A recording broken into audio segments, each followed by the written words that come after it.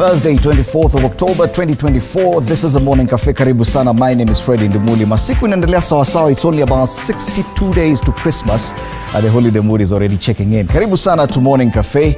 A quick look at the headlines and hizo zote hapo. We'll be back to take a look at that and a lot more. But yes, a lot of discussions coming up later today. Of course, the big headline has to do with what's happening at the courts with the ongoing impeachment process of the deputy president. And so for the State of the Nation, we'll be having these three gentlemen: David Kiplagat, MP Soi constituency, Wakili Ishmael Nyaribo, and Kevin Osido, who's the Executive Director, County Governance Watch. So do stand by for that conversation. After that, today we'll be having a conversation on creating investment opportunities in the digital space. This will be coming way later after 8 a.m. CEO of Windsor Brokers Martin Mwaura will be in studio for that conversation. Do stand by for that as well. And after that, being a Thursday, it is Fitness Thursday. So what do we have for you today?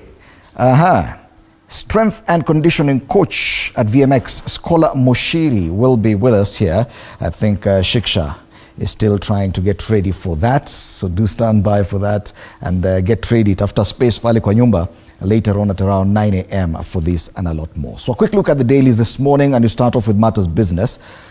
Angola economy to surpass Kenya in latest IMF forecast, and this is not the kind of headline you want to see on a Thursday morning, or any other morning for that matter. Meanwhile, we are focusing on this. These are the three judges who are presiding over the Gachagua impeachment cases that are already before court. So this is where we are focused. But this is what is happening. The economy is not responding that well. Kwenye ukurasa wa mbele wa Taifa Leo, wajuta kuunga Ruto. Ni baadhi tu ya wanasiasa wadai ukuruba wa Raila na rais umewasukuma pembeni. Baadhi wajilaumu kumwamini kupita kiasi. Tutarejea kuangalia nyuso zao na majina yao ya baadhi tu ya wandani ama waliokuwa wandani wa Rais Ruto na sasa wanalilia chooni. On the Daily Nation, standoff. I love such a kind of headline. Standoff. Same picture as on the front page of the Business Daily. Three-judge bench there trying to put their heads together as they determine quite a number of the motions and pleadings before them with regard to the impeachment motion. They say Gachagua versus Parliament. So that's a big headline on the Daily Nation. On the Standard, blow to Gachagua as judges stay put. Yesterday, they made a ruling that the DCJ was within her purview to empanel that bench that is presiding over the cases. They'll be back later on this afternoon to make a ruling on a motion asking them to recuse themselves from this case. So yes, a lot of attention still in the corridors of justice with regard to the challenges facing the impeached deputy president. That's a Standard. On the People Daily, at least they go off script. This morning, the big headline is 400,000 teachers. So they say 400,000 K. I think there's a problem there. It should be 400,000 teachers lack jobs, or 400K teachers lack jobs. 400,000 K, that's a big number. But we do make mistakes from time to time. This is the People Daily. They also make mention of what's happening to the deputy president up there. Going gets tougher for Gachagua. We'll be back to look at that and a lot more. That's the People Daily. On the Star, they have a very long headline this morning. Rigathi UDA purge looms after losing round one in court. And I think you just read the headline and you know the entire story. Ikoaje kuendelea? That's the Star today. Let's cross over into Uganda and see what's headlining there. Of course, that tragic accident where a fuel tanker exploded, still making big headlines. This is the Daily Monitor. Pain of Kigogwa tanker inferno. So they are in mourning. The death toll from the Kigogwa fuel tanker explosion has soared to 15. Initially, it was 11. With more than 24 people fighting for their lives as families and traders deal with losses. Survivors relive ordeal as health and safety experts mull solutions to the perilous road crashes. The story is on pages 2, 3, 4, and 5. It is a big story in Uganda. And this is something that even Kenyans should take into account, this kind of accidents and what happens after one of these tankers, like they so often do, just rolls over on the road, and then people find that as an opportune moment to cash in. So they go try siphoning fuel from that, and within minutes, boom, the explosion. So yes, Uganda is in mourning this morning. Government order on doctors sparks row. Yes, we had this yesterday on the front page of the New Vision. They're still continuing with the same story.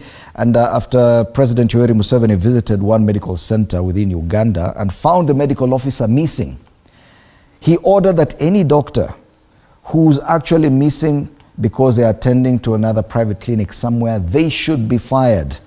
That order is creating a lot of uproar. The government order on doctors sparks row. It is the same thing that even happens in Kenya. Doctors who are running private practice at the same time, attending to patients in government hospitals. There's always that balance that is so tricky for them.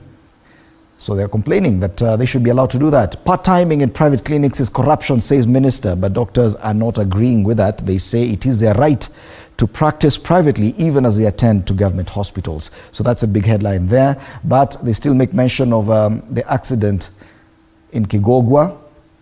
Wakiso fuel tanker death toll rises to 15. Government to support the bereaved. And this kind of support comes way too late in the day. People should just not siphon fuel like that. Uganda records first Mpox death, not case, death. It is there on page 15 of this paper. Yes, Uganda records first Mpox death. So that's a big one there. And another headline here on the front page, land dispute forces Muslims to jump wall for burials. So apparently they're moving their dead over walls just to access the Islamic cemetery in Uganda. And it's a very sad situation indeed. Let's cross over to Tanzania. For the past 2 days, I've been talking about young men and shangazi. So now, they've moved on from that and they're talking about, on gazeti la Mwananchi, they're saying munyukano uchaguzi wa serikali za mitaa. So the civic polls are coming up in November, that's next month, and finally that finds itself to the front page of this paper.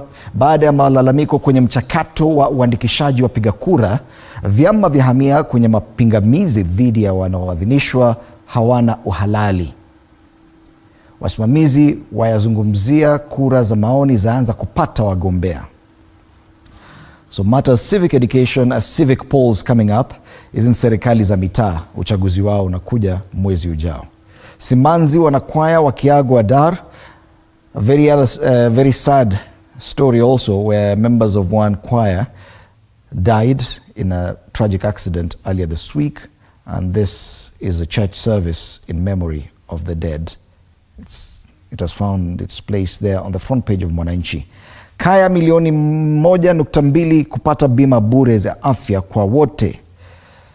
Kaya ni villages, so villages to start getting medical insurance. On the Citizen, why deposits in foreign cash have increased. And when you look at the dailies, especially from Tanzania, even in matters business, it's always something positive. So deposits have increased. In Kenya, things are going down. Our economy is being overtaken by Angola. When will we ever get a positive headline on our front pages? I ask, I do not have the answer. The amount of foreign currency deposits in commercial banks rose over the past year as businesses sought to shield themselves against exchange fluctuations. Elsewhere, geothermal power, very beneficial, but high initial cost is a hurdle. So they're also grappling with the transitioning to geothermal power. There's a lot of natural resources in Tanzania, including natural gas. Geothermal deposits are also present. If only they could have the resources to mine all this. That's the front page of the Citizen. Let's come back home and take a look at the weather situation this morning. And we start off with Narok. It's quite chilly this morning in Narok, 13 degrees Celsius, which is, I think, the coldest we'll see. It promises to be a very sunny day. Nonetheless, highs of 26 degrees Celsius, partly cloudy. Chances of rainfall, well, close to 0 millimeters of rainfall expected in Narok this morning. So if you're going to areas of Transmara, Masai Mara, this is a beautiful weather for you. Let's go up, further up towards the western part of the country. 16 degrees Celsius in Kakamega City. Is it a city yet? No, it's not. Kakamega, I think, is the biggest town in Western Kenya, though. My director in Onda would love it to be a city, lakini mtangoja kiasi. 16 degrees Celsius, sunny intervals for the better part of the morning, but you do expect thunderstorms in the afternoon from about 1 p.m. all the way to 4 p.m. So yes, 4.8 millimeters of rainfall expected in Kakamega. So kama unaenda kazini, beba umbrella. Highs of 26 degrees in that area. Let's take a look at Wajir. Up north, I'm sure it's very hot. 24 degrees Celsius as we speak. Very sunny day, partly cloudy in the morning, but towards evening, it's purely sunshine. Highs of 36 degrees in Wajir. So hii ni ile unaambiwa kunywa maji, vaa kofia, beba umbrella na usivae nguo mingi. Kama uko na mtoto pana valisha ya sweater. Yeah? Highs of 36 degrees. This is pretty harsh weather in Wajir this morning. Let's see, Lamu, yes, it's high, but this is holiday weather. 26 degrees Celsius as we speak. They say it feels like 28. 28, I don't even think Nairobi will see today. Sunny intervals throughout the day, highs of 30 degrees, 31 degrees, but sunny throughout the day. So this is a perfect holiday weather in Lamu because you can always take a dip in the ocean or in a pool somewhere, ama ukunywe mnazi kama unapenda. Back to Nairobi. 15 degrees Celsius as we speak, sunny intervals throughout the day, highs of 26 degrees Celsius. So this is actually the highs in Nairobi today is actually the kind of weather that you'll see in Lamu at 6 a.m. this morning. So that's the weather situation in Nairobi. No chance of rain here, 0 millimeters of rain expected. So in Nairobi, wear a t-shirt kama unataka, utakuwa tu sawa. Let's finally take a look at traffic situation at this time of day. It's almost 1:15, 6 a.m. Traffic is building up slowly. I've realized that especially on Kiambu Road, people are getting up even earlier. For those of us who are used to coming to work early, you do realize there's a lot of traffic, despite the fact that schools are closing this week. So yes, we're getting to holiday traffic in Anza hivi. So it's building up along Muranga Road. Here, this section along Muranga Road, it's building up after the Pangani interchange. So there's a bit of a slowdown once you get onto Muranga Road towards town, around this place here, just before you get to the Globe Cinema roundabout. Other places that it's building up, Jogoo Road is building up slowly at Makadara as you move closer towards Mpotela and towards City Stadium roundabout as you go towards town. Mombasa Road is looking good towards town, nothing much to report from that direction. And from the western part of the city, that's Wayakiwe. It's looking good as well, all the way past Westlands, Chiromo Road, past the National Museum of Kenya interchange and into town. It's building up slowly. So that's the traffic situation this morning. Let's now take a look at the dailies in depth.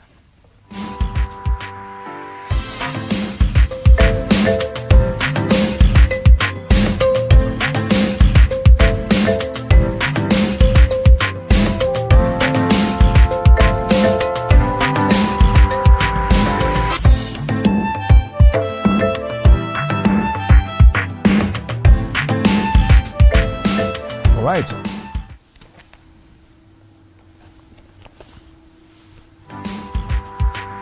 Yes, and we start off with the Business Daily today, where it says Angola economy to surpass Kenya in latest IMF forecast. Yesterday we were talking about Kenyan officials in Washington, D.C., talking to IMF officials with regard to the prospects of getting more debt. So demand for oil, anti-graft reforms to lift South African nation. Kenya projected to hold on to fourth position. So Angola is poised to overtake Kenya as the fourth largest economy in sub-Saharan Africa by 2025 on the back of improved production and prices of oil. This is according to the IMF. The IMF forecast indicates that the Angolan economy will expand to about 15.3 trillion shillings next year compared to Kenya's 15.03 trillion. Kenya, which overtook Angola in 2019, is projected to hold on to the fourth position this year behind South Africa, Nigeria, Ethiopia, and now Angola. So now you know where you're ranked. Usiringie watu sana kwa Afrika. Ati najua Kenya CCA. Sasa mko number 4. Tulia hapo hapo.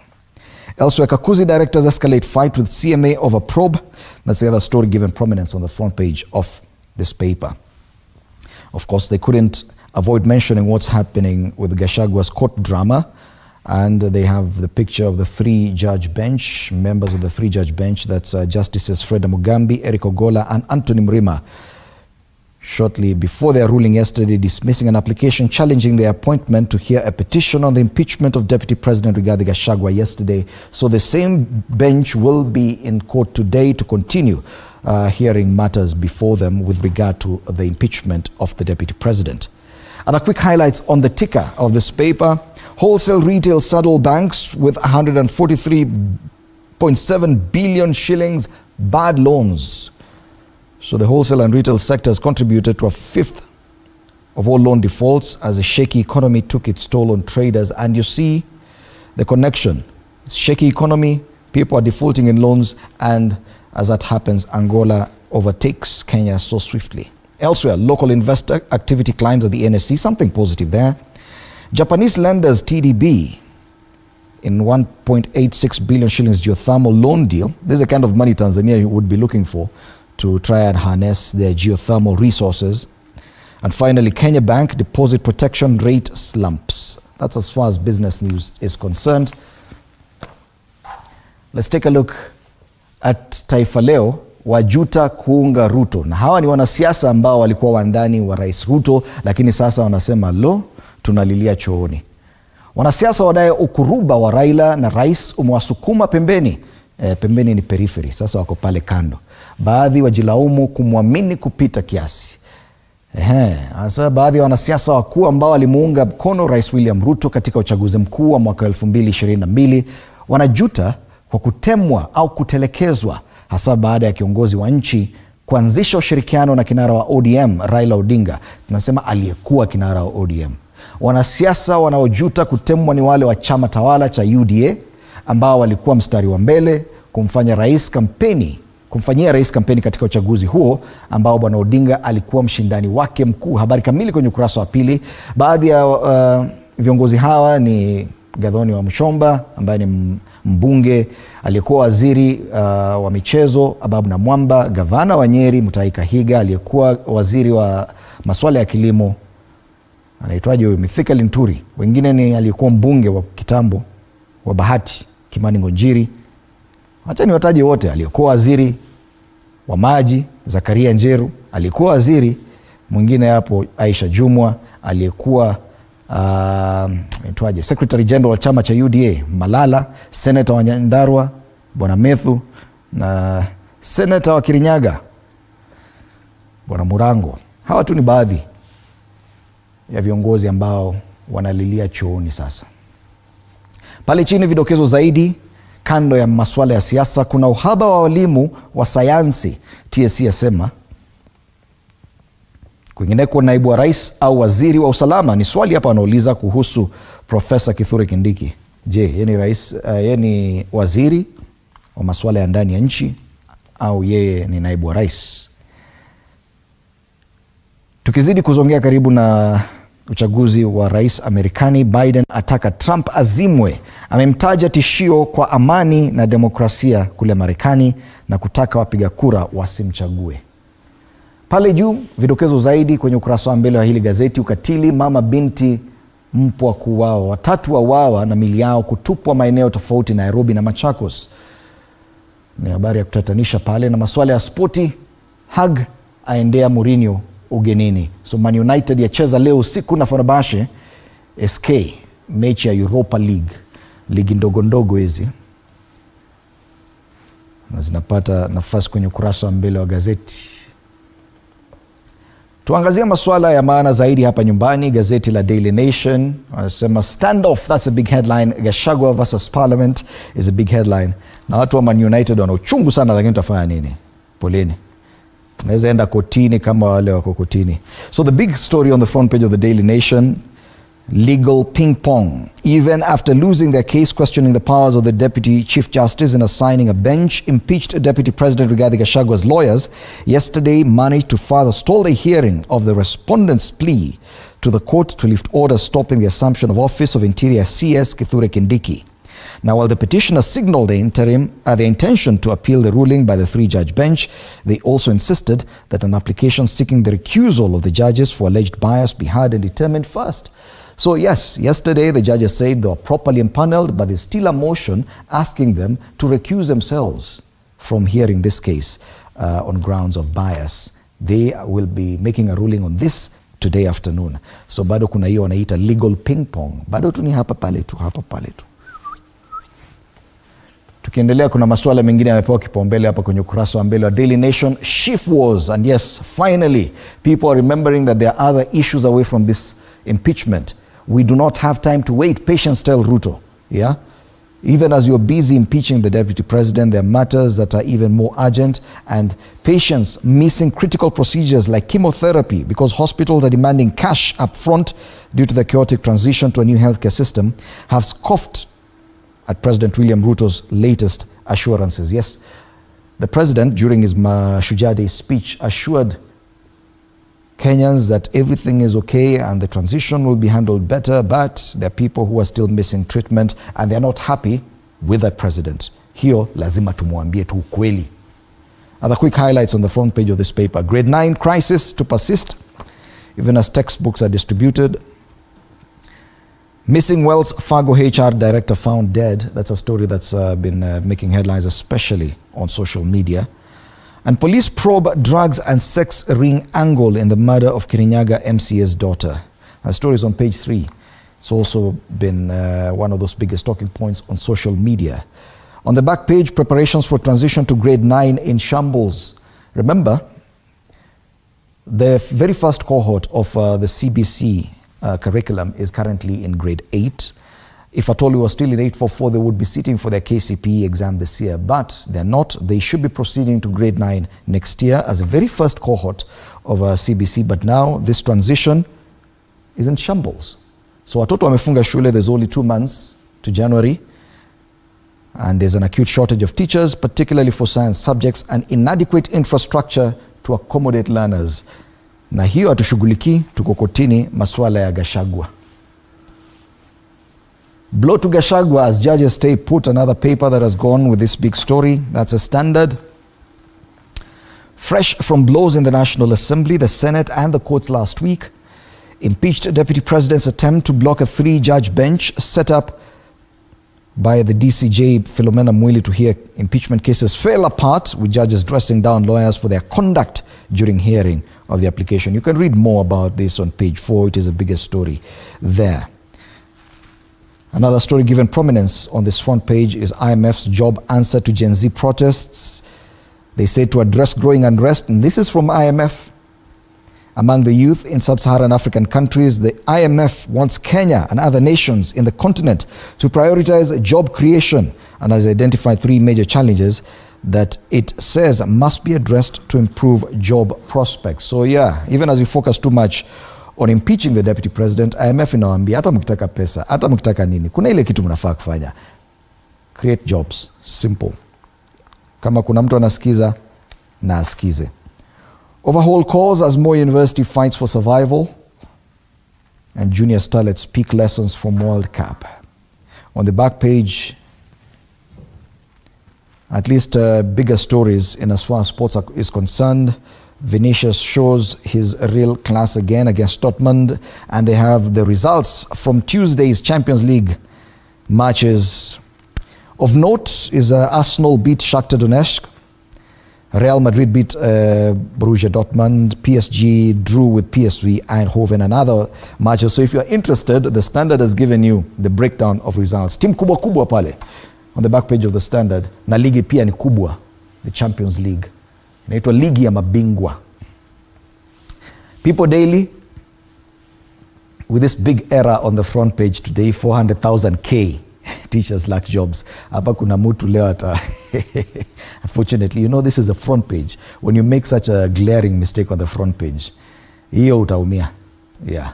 400,000 teachers lack jobs. Kinasema 400,000 K teachers lack jobs. So this is like 400, almost a million or a billion.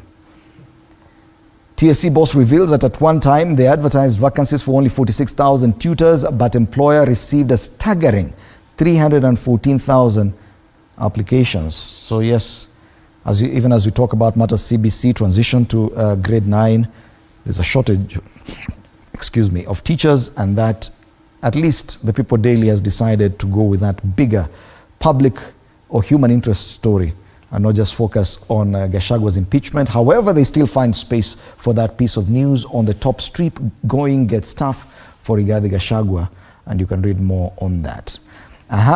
Something interesting here on the People Daily. Gen Z overtake Ruto and Raila to top heroes list. So at least accolades for the Gen Zs. Sifa nyingi huwa inaendea Raila and Ruto, hawa ndio watu, hawa ndio, they'll change. But now Gen Zs have been recognized as being bigger heroes than the two top political leaders in Kenya today. Finally, this very long sentence of a headline on the Star. Rigathi UDA purge looms after losing round 1 in court. So yes, Rigathi Gachagua is fighting for his political survival in the courts, fighting his impeachment, but meanwhile, his position as deputy party leader of UDA is also in jeopardy. So the party says, reports indicate Gachagua will be kicked out within 2 weeks. So he'll no longer be a member of the UDA party. He'll no longer be the deputy party leader of UDA in exactly 2 weeks. But tunajua tumesikia maneno ya 2 weeks mara mingi sana. In 2 weeks, in 2 weeks. Chatungoje. These tragic murders that have been happening, and this is an indication of a spate of crime. Woman, 2 daughters, and HR boss murdered in crime wave. That's a total of 5 people who've been killed over the past few days. Wells Fargo Human Resource Manager Willie Sayeko. There's also a photo of a slain student Nyakio Njeri.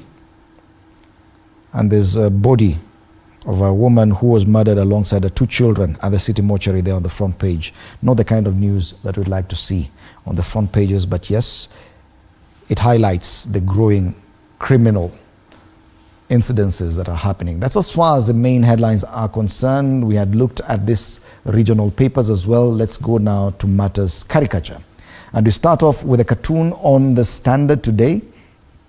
So we have a gentleman whose face or upper body we cannot see, but we can see his hands, and on either hand, on one is holding a lute, that is a legislature, on the other is that, what do you call this thing?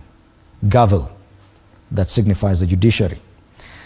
So inasema kwa upande moja legislature na hii ni lute, so hii ni pesa. So it is a balance between money and the law. What exactly do they mean? Are we saying tunangangana ni pesa ama sheria, justice or money? Or are they saying that you can buy justice if you have money? The cartoon on the Daily Nation has the deputy president, or a caricature of the deputy president, hanging by what you would call a shoestring, but he's hanging on a bridge that's already broken, and is the one holding it together. This bridge is a courts, so he's hanging by a string, a shoestring, in the courts. Yes, fighting for survival for the deputy president. That's the cartoon on the Daily Nation. And finally, on the People Daily, and finally this gentleman, the Nandi Senator, Samson Cherargei, he has made it finally. Unmi usema ukijiona that the cartoonists have already identified what you would look like in a cartoon, you've made it. And so this is how Cherargei looks, a very big head and a very tiny body. And is prescribing this spiel, presidential term limit. Yes, he is a senator behind the proposed constitution amendment bill before the Senate that proposes, among other things, the extension of term limits for all elected leaders from 5 to 7 years, including the president and elected members of both houses of parliament. So he says, another hot pili. Is it pili pili or pill? 1 times 7. This is another big discussion, yes. The debate on whether we should even consider extending term limits for our elected leaders. We'll be talking about this and a lot more with my panelists. And yes, all the big headlines looking at matters Gachagua, those who are reeling after being sidelined following the newfound alliance between Raila Odinga and the president, and matters education as well going forward. So these are just some of the conversations we'll be having with my panelists after the break. Do stand by for that. Be part of the conversation as well through social media, on X at TV47 News, on Facebook TV47 Kenya. You can always tag me. On X, my handle is at Fred Indimuli. Do stand by for a lot more after that conversation later on. Matters to do with investments and being a Fitness Thursday. Be ready at 9 a.m. to get down and get fit. So, wacha tuanze kazi. You're watching Morning Cafe.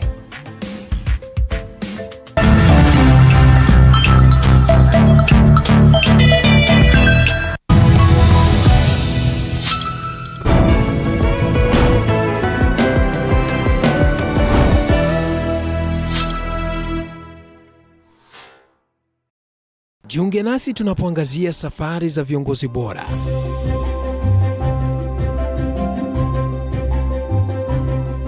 Kutoka kwa ushindi mkubwa hadi masomo magumu. Wakati wetu kwamba wasichana si wa kusoma, ni wa kuolewa, ng'ombe ipatikane, wazazi wakuwe watajiri. Tunashughulikia yote. I wish I were a better investor. My parents taught me how to look for things for myself. Tazama Mfahamu Kiongozi, ambapo kila kipindi kimejaa maarifa, mikakati na hadithi za kukuza azma yako. For me to succeed, I have to fight. Kila Alhamisi saa 1:30.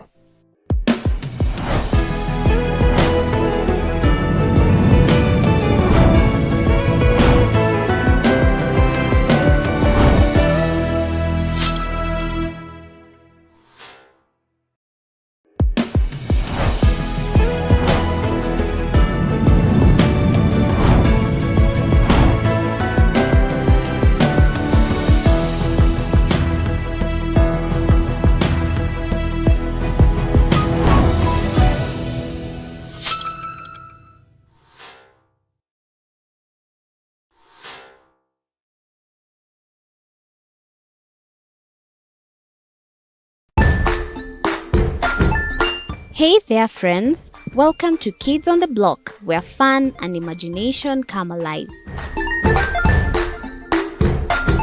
We dive into magical world filled with exciting adventures and awesome friends. What position were you in? I was number 2. What position were you? Number 1. He decided to cross the bridge by his house and look for food on the other side. We're going to do half cup of chocolate chips, and the other one, we're going to do half cup of the blueberries. So, grab your imagination hats and get ready to explore with us. Join us every Saturday at 9 a.m. for new friends, amazing stories, and tons of laughter.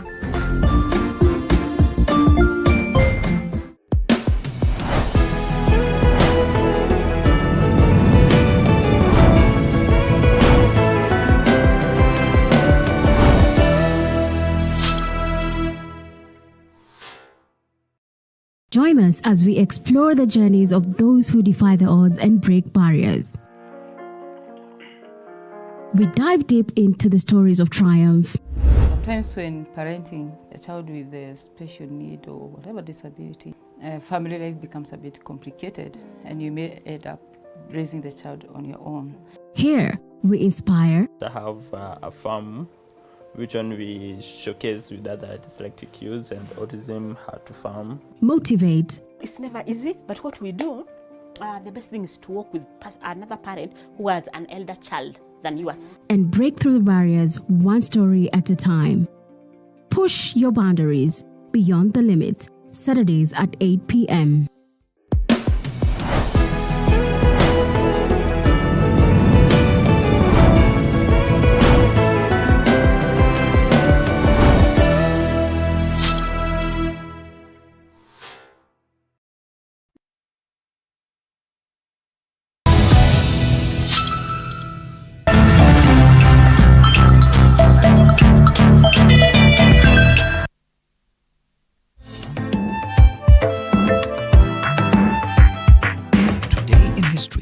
October 25th, International Artists' Day.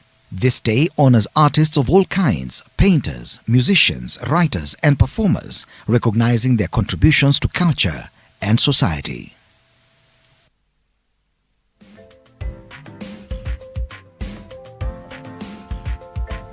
Yes, indeed, you're watching Morning Cafe right here at TV47. My name is Freddie Ndimuli. Time for us to start taking a look at the dailies this morning. State of the nation. Of course, the biggest discussion still remains the impeachment of the deputy president and what's happening before the courts. That will continue today.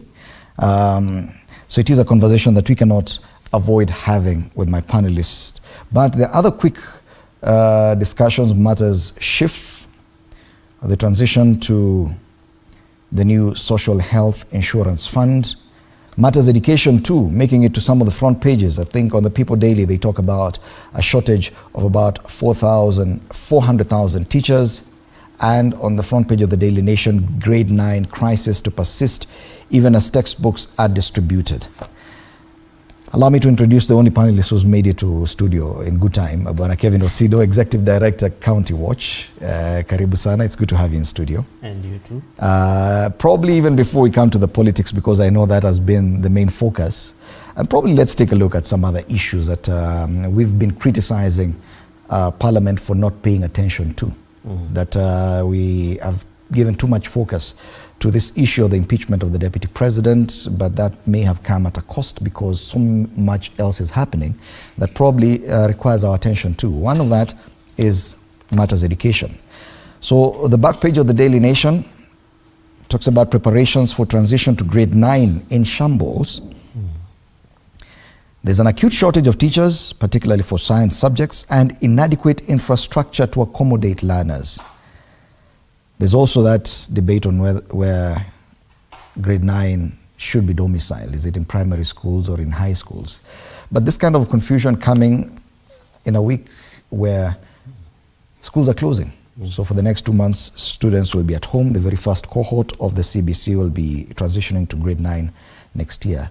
We've not been able to get this thing right for the past 1 year or so. You deal with matters governance. Issues of education should be key for any administration. Do you think that this administration is paying enough attention to matters education? Thank you so much, Fred. Actually, the organization is County Governance Watch. County Governance I know Watch. people say Governance Watch, but those two things are totally different. My apologies. No, never mind. I do not think that Kenya Kwanza is paying keen attention to matters of priority, particularly those that concern the citizens, and much more specifically to education. I remember that we've been here a number of times talking about the nature in which the government is not very keen to look at the education, not just for grade 9 or basically CBC, but education in totality. The sector is in a mess, and remember a few weeks ago we were talking about the fires in various institutions and the degree of investment that the government is putting in place. And unfortunately, it is quite disturbing that even in so saying, we do not see a level at which government is so serious even to update the country. And I think one of the most recent of those fires was the one in Nyeri, and then many other places, Fred. So if you look at how matters that concern the politicians and largely the parliamentarians are being taken into priority and are being given a lot of prominence amongst themselves, you ask yourself whether we are really in the same country. And especially because I am also aware that different stakeholders in the education system have been talking about the preparedness for grade 9 transition, and especially the government's vision around education for quality education for all, and indeed its access.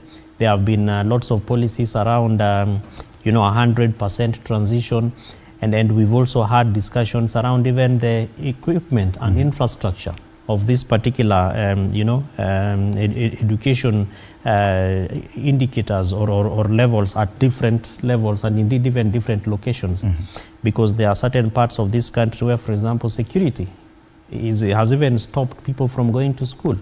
There are parts of this country where even as KCSE candidates are sitting the exams today, rather from yesterday, they lack equipment, basic equipment for them to be able to really get scored and ranked and rated with the others. So transition to grade 9, I think is something that government should have considered in terms of urgency, because they were aware that from the moment we moved into CBC and changed the system of education, then indeed we should have been ready. And it is quite more disturbing, as you rightfully said, that we still have shortage of teachers. And so you ask yourself, what kind of mechanisms must we put in place? And the government is aware about what we need to do. I was watching your station yesterday at KICD, where the CS of Education was actually launching books to be taken to schools. And so you ask yourself, what does this really mean to us?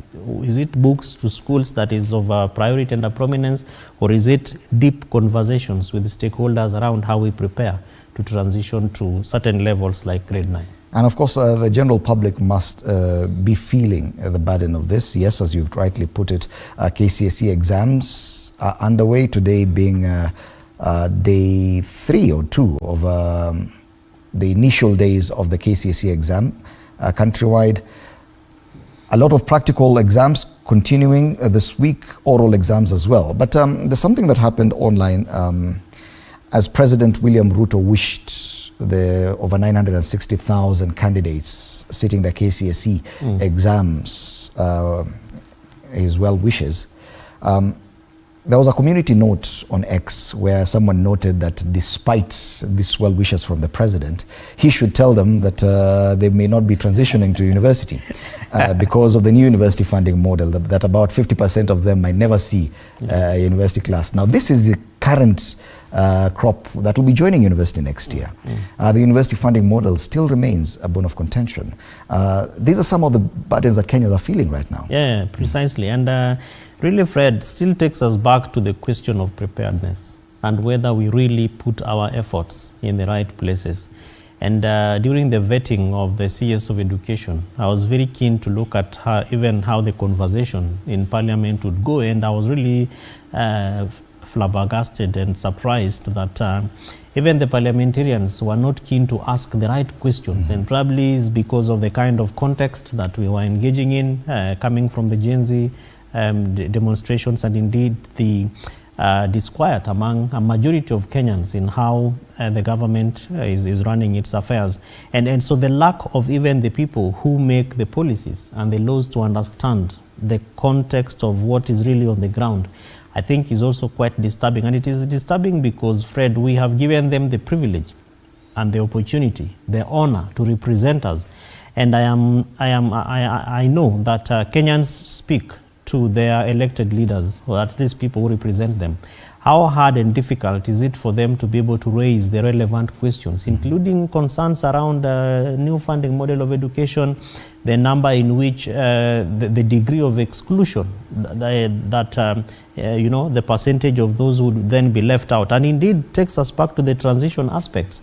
So if we are not even sure about how many of those learners or pupils or students would be transitioning to grade 9, so how much more of a confusion will it be for us to fail to lack? To lack to plan effectively, because then when Parliament appropriates its budget, even for various schemes like the funding model, different aspects of education sector, I am sure that they rely on numbers.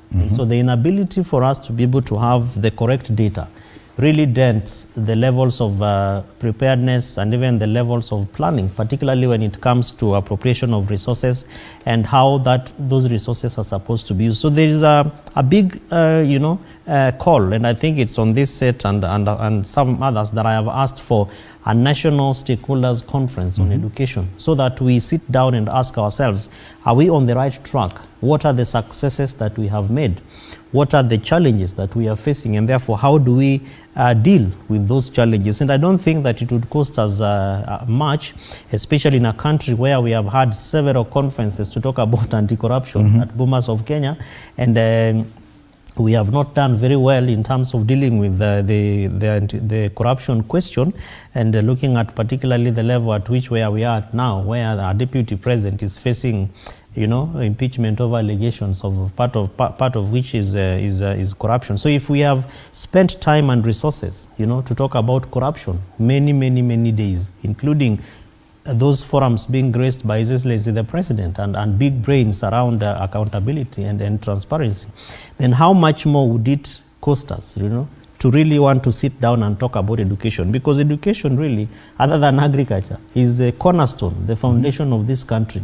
So if we have empty brains, it means that we'll be having empty shells. But now we're staring at the possibility of having at least 2 cohorts of students with a very uncertain future. Yeah. Probably totally disenfranchised, that you're sitting for a KCSE exam, but as that community note highlighted, your chances of joining university are no longer guaranteed. Previously, you had a guarantee once you perform very well or well enough in your KCSE exams, you will go to university. Now it's no longer a guarantee. The government even used to pay people to go to university, Now it's no longer a guarantee. It is not a guarantee. And hence really looking at what would happen to other streams of higher education, for example, the TVETs, and even private universities, so that we look at, in the event that public universities from government's vision is not promising, because it is not a guarantee that you will go sit, score, and even the investment of scoring in schools today is also dented, because you're not sure whether you're being scored based on CBC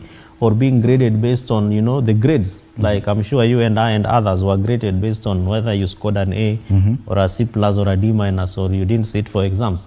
And so that really used to be a very, motivating factor, that I want to study very hard and score very high marks, then I get into a university, and then maybe in future, God willing, I get a job, a good job, and I become a meaningful person in society.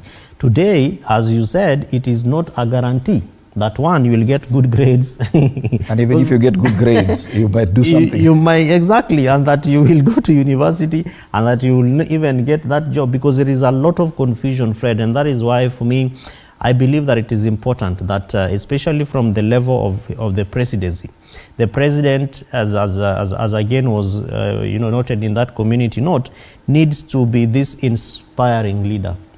He needs to encourage, learners. He needs to at least, even in his speeches, present certain corners of courage, encouragement, and inspiration, so that people know that yes, I will sit, and when I finish my exams, I'll go to university. After university, I can get a job, because many confusions again, Fred. Which university? We are looking at a situation where one of the biggest universities in Kenya has been shut down. Moi University. Moi University. Okay. And you wonder, why are all these things happening now? Even as a government, as an administration, they should be worried that everything would appear very chaotic in a sector that thrives on order. There's something I'm struggling to say, that if you look at education sector being mismanaged, it really speaks to the kind of brains that present the cohort of leaders that we have. And for Kenya, it is not supposed to be like that, especially because of our global profiling. Some of the best innovations have come from this country.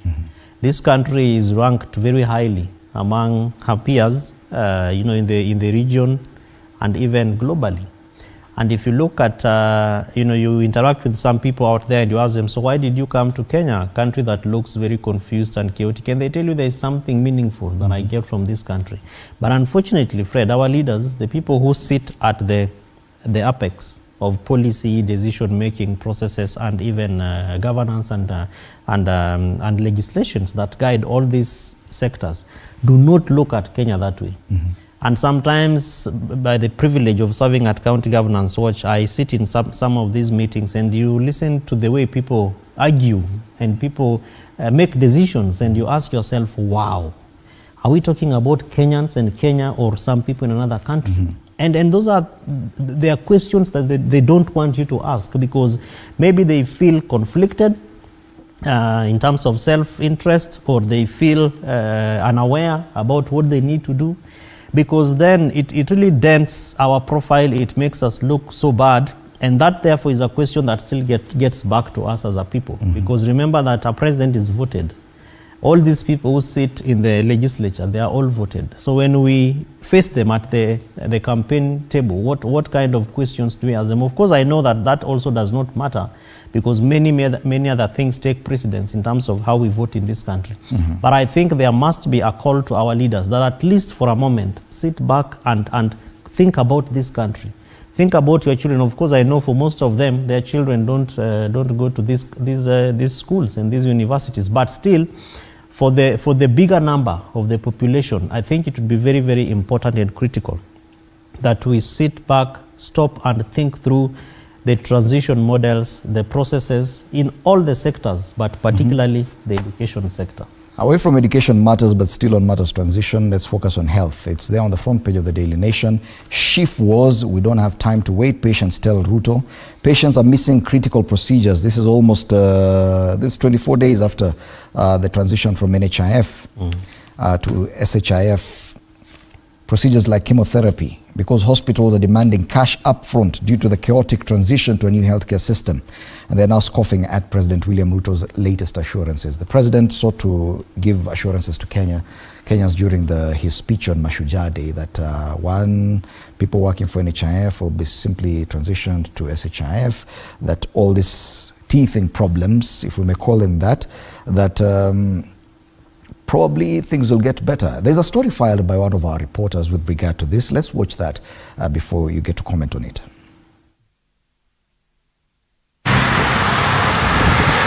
A spot check by TV47 across hospitals has revealed growing frustrations among patients, particularly after the transition from the National Health Insurance Fund (NHIF) to the Social Health Authority (SHA). For this patient, for the past 2 months, NHIF services have been unreliable, and now hopes rest on seeing if SHA will make a difference. Kwa sasa hiyo mwezi kama hiyo 3-4 ambayo iliyopita ndio wakati nilikuwa nakuja hapa nilikuwa inakataliwa.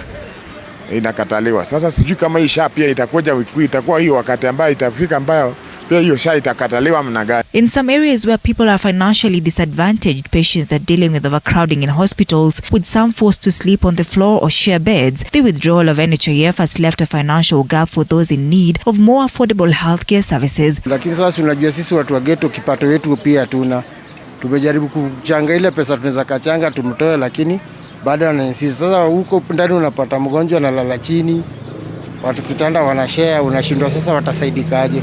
By the end of this week, salaried workers will see deductions from their income under the new SHA framework. These deductions are based on salary bands according to different tiers. For salaries between 0 and 20,000 Kenyan shillings, shift deductions will range from 300 to 550 Kenyan shillings. Salaries between 20,000 and 1 and 50,000 Kenyan shillings will see deductions ranging from 550.3 to 1,375 Kenyan shillings. For salaries between 50,000 and 1 to 100,000 Kenyan shillings, deductions will range from 1,375.3 to 2,750 Kenyan shillings, and for salaries between 500 and 1,000 and 1 million, shift deductions will range from 13,750.3 to 27,500 Kenyan shillings. For many living in poverty-stricken situations, these deductions represent an additional burden, worsening their financial struggles. Despite government assurances of affordable healthcare, some patients in public hospitals are still being asked to pay extra fees, raising doubts about whether the new system will deliver the promised relief. Nimeuliza daktari, hii x-ray nilifanya na SHA ama juu sasa kama iko sawa inafaa ianze kazi immediately venye nilifanya hivyo. Daktari ananiambia At the same time, public sector unions that had threatened to strike over concerns about SHA have called off their planned industrial action after reaching an agreement with the government. The pact, signed by the Union of Kenya Civil Servants and other unions, ensures that public servants will continue receiving comprehensive medical cover under SHA until November 21st this year. We are standing here to call off the threat and to call off the strike, because whatever made us to give the notice has been sorted out. 4 weeks later, and the conversation as to whether the Social Health Authority is operational continues to shape the conversation in the country. But while it is active in a section of hospitals, the problem has been cited to be that of registration. Ann Odida, TV47, Nairobi. Yes, that report by Ann Odida forms the basis of our discussion now. talking still about transition. We've seen the transition in matters education still not being handled properly. The transition in this newfound social health insurance funding model. And one wonders, are you getting the feeling that this administration could be biting a little bit more than they can chew? Why so many radical shifts in what had already been working, yet you can clearly see they're not able to handle? It is utter confusion, and is largely because the foundation of Kenya Kwanza probably was not fixed in a very strong ground.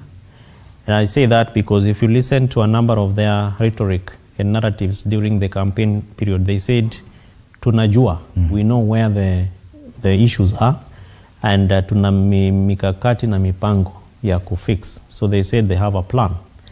And the plan, unfortunately, Fred, was based on, now it is appearing that it was largely based on thoughts which were not either, based on research, facts, and maybe an opportunity to just sit back and look at what really the issues are. Because from some of the work that we do within the health sector, part of the conversations that people, particularly the stakeholders and the practitioners, are saying is that NHIF was not that bad. The only challenge that NHIF had was, again, transition or transmission from the money from government to various hospitals or institutions, which is still grappling NHIF even as we move into SHIF. And therefore, what certain people thought about, particularly within the moving money issues, was corruption. So what Kenya Kwanza picked up from NHIF to SHIF was basically corruption, without necessarily looking at what are the benefits. Because really, now we see that the transition between NHIF and SHIF is quite a challenge, because one, probably there is no mechanism to be able to do it. And if you look at some of the conversations still border on the bigger issues, the corruption. Look at a system that you buy a system for more than, hundreds of billions of shillings, and you cannot say how that system is going to work.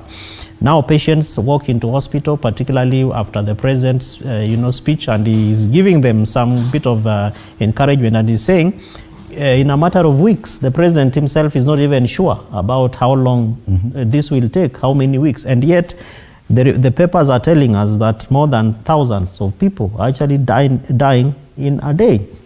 It means, Fred, that probably Kenyans are on their own, and that the only person that we can stand with is God. Because if the government, particularly at the level of the presidency, is not sure, and I also watched a session with the Cabinet Secretary of Health, and she also wasn't sure about the transition between NHIF and SHIF, and even how SHIF. There's one thing they're sure of, though, is the fact that any person in formal employment will, at the end of this month, be deducted 2.75% of their gross income towards funding this new model of health that is not working. Not sure about. Yes.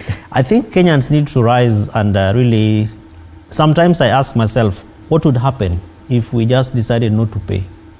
Of course, that's also another discussion for another day, because this country, we have been tested and tried in many, many sectors. I remember a time when those in the oil and gas industry said, we stop our vehicles on the roads because of high rates of fuel, and no one even dared. People just went in and bought the fuel, and you drive your car and you mind your own business. Could that be the problem with Kenya, is that despite all these glaring problems that we can actually see and feel, that we have this capacity to accommodate a lot of pain without any reaction? Could that be the part of our stoicism? That capacity you're talking about does not help. Because remember that even as we become very strong and we assume that we are very turgent, the number of WhatsApp messages that you get invited into every single day, every morning. I have just been taken into 3 this morning as I was coming here, and I asked myself, so who are these? Health related. They are largely health related. People even no longer talk about education. They are largely health related. And it's because somebody says, I walked into the hospital and I thought my cover was going to save me. It did not save me. And the government must rise to the occasion to respond to some of these very difficult, questions that Kenyans are asking. As at least for Kenya Kwanza, make one thing work, even if you cannot make any other thing work other than corruption and your self-interest, but try and make at least one thing to work. And if that one thing was to be made to work, I would recommend that we really focus on the health sector. And I was hoping that by having a doctor as a person in charge of the health ministry, then things would be very different. And because you have also of course, the PS level is different, but at least at the level of that policy, the visionary aspect, the mission of the ministry, let the people who sit at the apex of the ministry make health work. I know that there is a big struggle even with county governments, Fred, because health is fully devolved as per Schedule 4 functioning. So part of this confusion would be maybe the number of Catholic ventures that the people at the ministry at the national level want to get involved in, if at all there is any, so that this over excitement around usurping the powers of county governments to be able to want to be seen to be doing things at the national level, and therefore over concentrating in things which are not even. Could that actually be the problem, that it is a devolved function, but they're not allowing counties to probably take a lead in this transition? It could be part of the problem, because what the Constitution envisions in Schedule 4 is that the national government would really focus on policy issues for health, and then allow county governments to deal with these nitty-gritties. I don't think that if county governments were even to, procure a system for this issue about SHIF and all that, it would cost them the kind of figures that we are talking about, because what that has indicated is almost twice the amount that all 47 counties get. Because if you talk about over 900 billion for a system, and counties are only getting 400 billion and 1 million, then the challenge is, what is this that is happening? Could that be the reason why the national government, the Minister of Health, is unable to sit and think through and have a proper system that can make SHIF work? And so it's not to say that even if we were to devolve this to the counties, it would be perfect. But I am very sure that the levels of investment, the concentration in terms of county governments to make health work would be much more higher. Why? Because at that level, you meet your MCA. At that level, you meet your waziris there. It's not about Afya House, where you go and you get AP officers and the whole place is cordoned and is sealed off for the public. At the county level, you can easily access your governors and complain. And this organizing of Kenyans that we are saying that is being challenged then becomes quite easy. But in this case, county governments can say that is not our responsibility. And it is because every day they see the national government, particularly the president. Even during Mashujaa Day, we have tried to look at how many governors spoke about health in their statements or in their addresses. Almost none. Because in fact, most elected leaders did not even attend those functions. So the prioritization, the levels of investment and concentration in terms of what the Minister of Health needs to do and what we see happening on the ground, I think is so hard. It is very tough. It is so bad for the people, the families that are suffering, the people who are hospitalized, and largely even for those who have already lost their lives. And that really should be a rallying call for this government to ensure that at least one thing works. Make one thing work. And yes, indeed, at least the Daily Nation has done us justice. On the front page, it has reserved space for a story about SHIF, and at least a highlight. The main story about education is on the back page, but the highlight on the front page as well. On the grade 9 crisis, so matters education and health, which should be key issues affecting the common mwananchi, still getting the back burner. The standoff and Gachagua versus Parliament, still the big story. We'll be back to take a look at this big story, at least because the dailies have decided it is bigger than anything else. You're watching Morning Cafe. We'll be right back.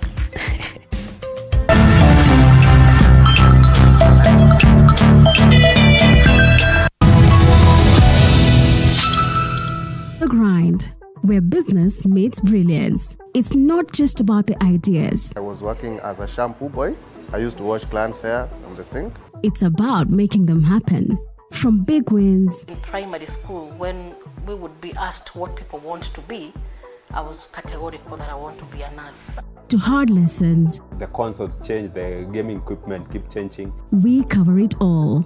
Tune in to The Grind where every episode is packed with insights, The person who is serving customers, always be a customer-centric. strategies, When you pay attention to detail, you get luxury items. and stories to fuel your ambition. Don't just dream it, grind it. Mondays at 7:30 p.m.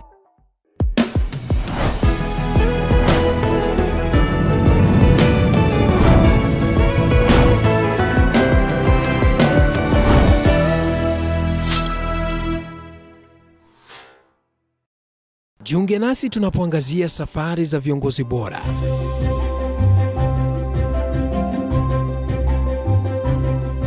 Kutoka kwa ushindi mkubwa hadi masomo magumu. Wakati wetu kwamba wasichana si wa kusoma, ni wa kuolewa, ng'ombe ipatikane, wazazi wakuwa watajiri. Tunashughulikia yote. I wish I were a better investor. My parents taught me how to look for things for myself. Tazama Mfahamu Kiongozi, ambapo kila kipindi kimejaa maarifa, mikakati na hadithi za kukuza azma yako. For me to succeed, I have to fight. Kila Alhamisi saa 1:30.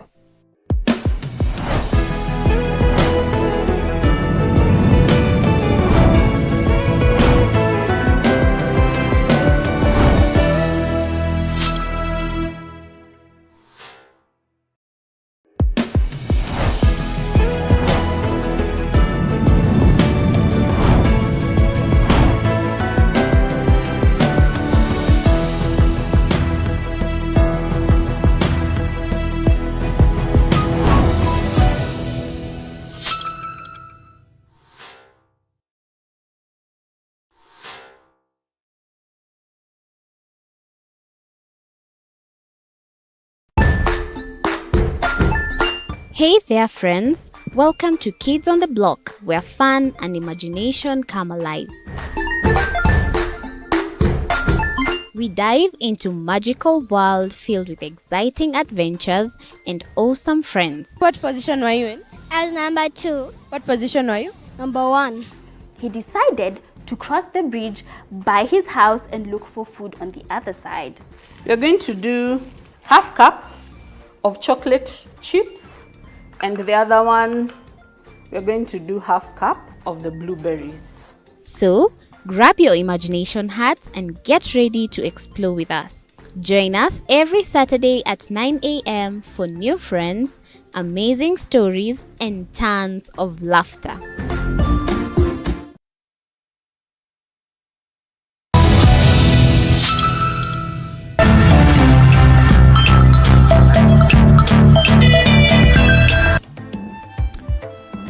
Welcome back. You're watching Morning Cafe on TV 47 with me, Fred Indemuli. We continue with State of the Nation, where we take a look at what should matter in your life as a Kenyan, or at least what we think should matter.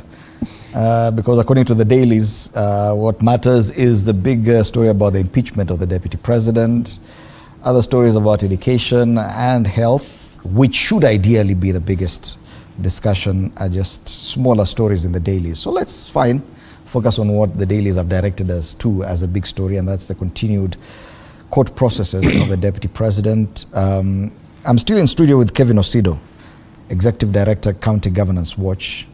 The big question, of course, is who's the Deputy President currently, even as whatever goes on in the in the courts continues. We've seen KINDIKI-GACHAGUA walking around without security. But even before you comment on it, one of our reporters filed a story on that. Who is the Deputy President? Is it KINDIKI or KINDIKI-GACHAGUA? Let's watch that story. Deputy President KINDIKI-GACHAGUA in courts fighting his impeachment by the National Assembly and the Senate. President William Ruto has also assembled a legal arsenal in a bid to find legal avenues in expediting the swearing-in of Deputy President-designate Kithure Kindiki, whose nomination was approved by the National Assembly on Friday. These developments have left a majority of Kenyans wondering who is the Republic's Deputy President. KINDIKI-GACHAGUA, and so he is currently in office as Deputy President despite his impeachment by virtue of a court order.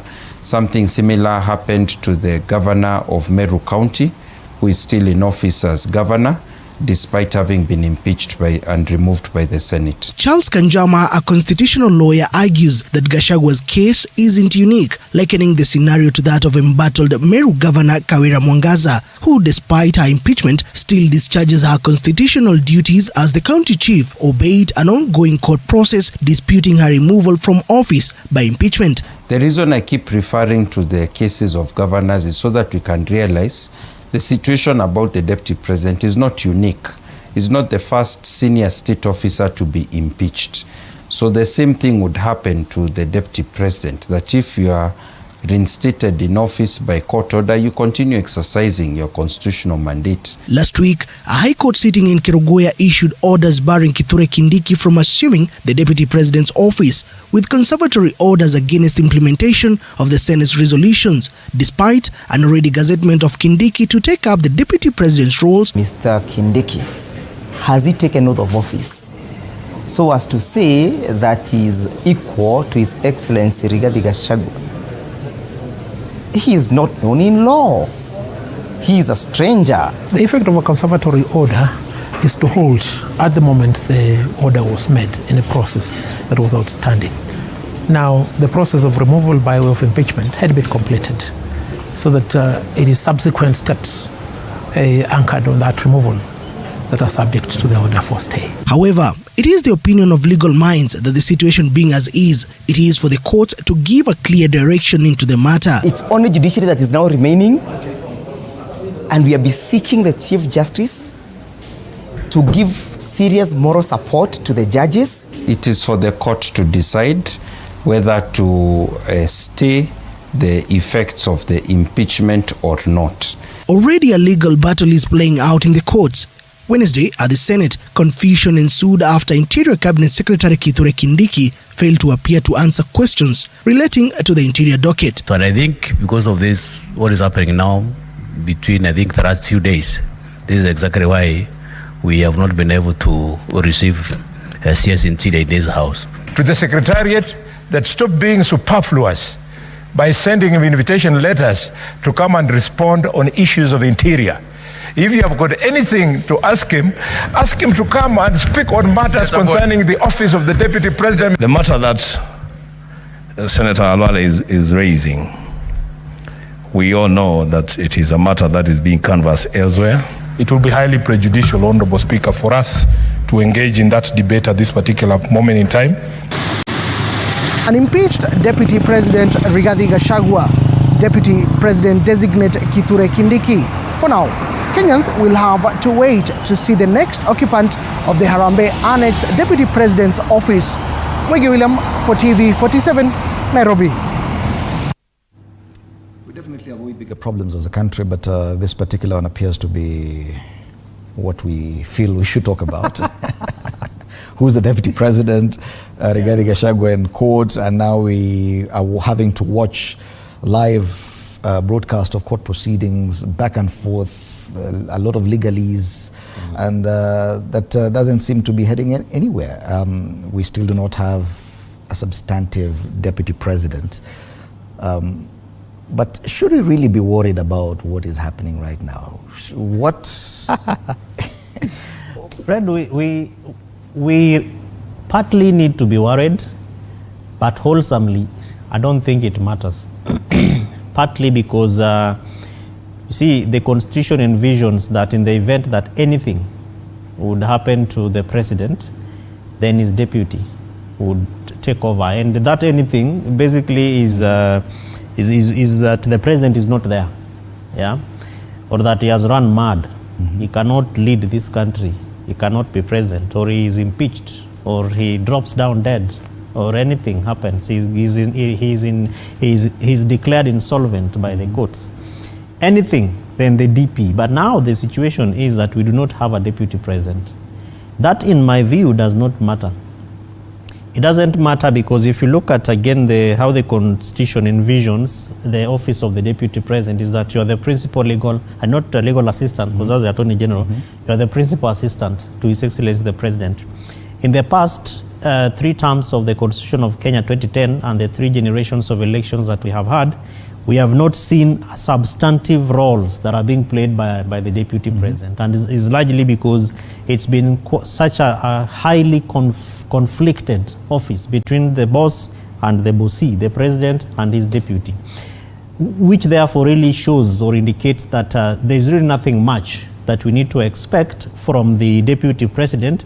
And it's because even the executive orders that have been issued by His Excellency the President to indicate the roles and functions that he would wish that his deputy assists him over, we have not seen a very elaborate, convincing results out of those kind of responsibilities. And I believe that is not because those people are incompetent. It is largely because of the degree of conflicts and the environment that the deputy president operates in. So much such that it really should not matter whether it is Professor Kithure Kindiki or Mheshimiwa Rigathi Gachagua, because given the facts as they are, it is actually Rigathi Gachagua who is our deputy president. But the question then that boils is, even if the courts were to reinstate him, of course this is a matter that is in court, would he really be fit to work with his boss? How would that relationship look like? Would it be a mechanism that would really cement, even before Kenyans, that the president is keen to want to work with his deputy? How would that relate to the functions that are supposed to be meted or done by the deputy president? And because I'm in devolution, part of the reasons why county governments are struggling is because they do not have a spokesperson. Remember, we no longer have a cabinet secretary in charge of devolution because we don't have a ministry of devolution. In the initial stages, you'd expect that when cabinet meets, then the CS for devolution would then be the one speaking, even including these issues of SHIF, issues of ECDs in education, issues of county funding, on-source revenue, many challenges that counties are facing. As it is right now, the cabinet has met for many days. Rather, the cabinet has had many meetings in many days, but we have not seen constructive conversations around counties. And so it is even baffling that Professor Kithure Kindiki missed a Senate session because he is hoping that he's a deputy president. Honestly, what will your monthly salary payroll look like? Would it be okay to also post it to Kenyans so that we really find out whether he would be paid or whether he will be paid? Because then we'll ask the question, so how are you paid? As a CS for Interior or as a deputy president? And if you really accepted that money, then how come you did not fit? You didn't see it fit to also appear to respond to some of the issues that fall within your docket for which you are paid for. So I think it is a drama, Fred, that Kenyans are being taken into. We are being boxed into wars of fahali wawili wakipigana ni nyasi ndio huumia. And as you rightfully said when we began this segment, many issues that are of a priority and of importance to Kenyans are not being dealt with in the manner as to how we see politicians dealing with their issues. Look at the time they took at the National Assembly, the time they took at the Senate, now even the time that they are taking to be able to really deal with and canvass over their issues, as opposed to even conversations around what we have been talking about, important issues to Kenyans like health, like education. Agriculture is not working, affordable housing, nothing is working for Kenya Kwanza, And so you ask yourself really, what does this mean to Kenyans and what is the priority that the government is supposed to be talking about? And you made mention of a potential crisis with the absence of a substantive deputy president, that in case of anything, then that succession and transition to the lower ranks should take effect.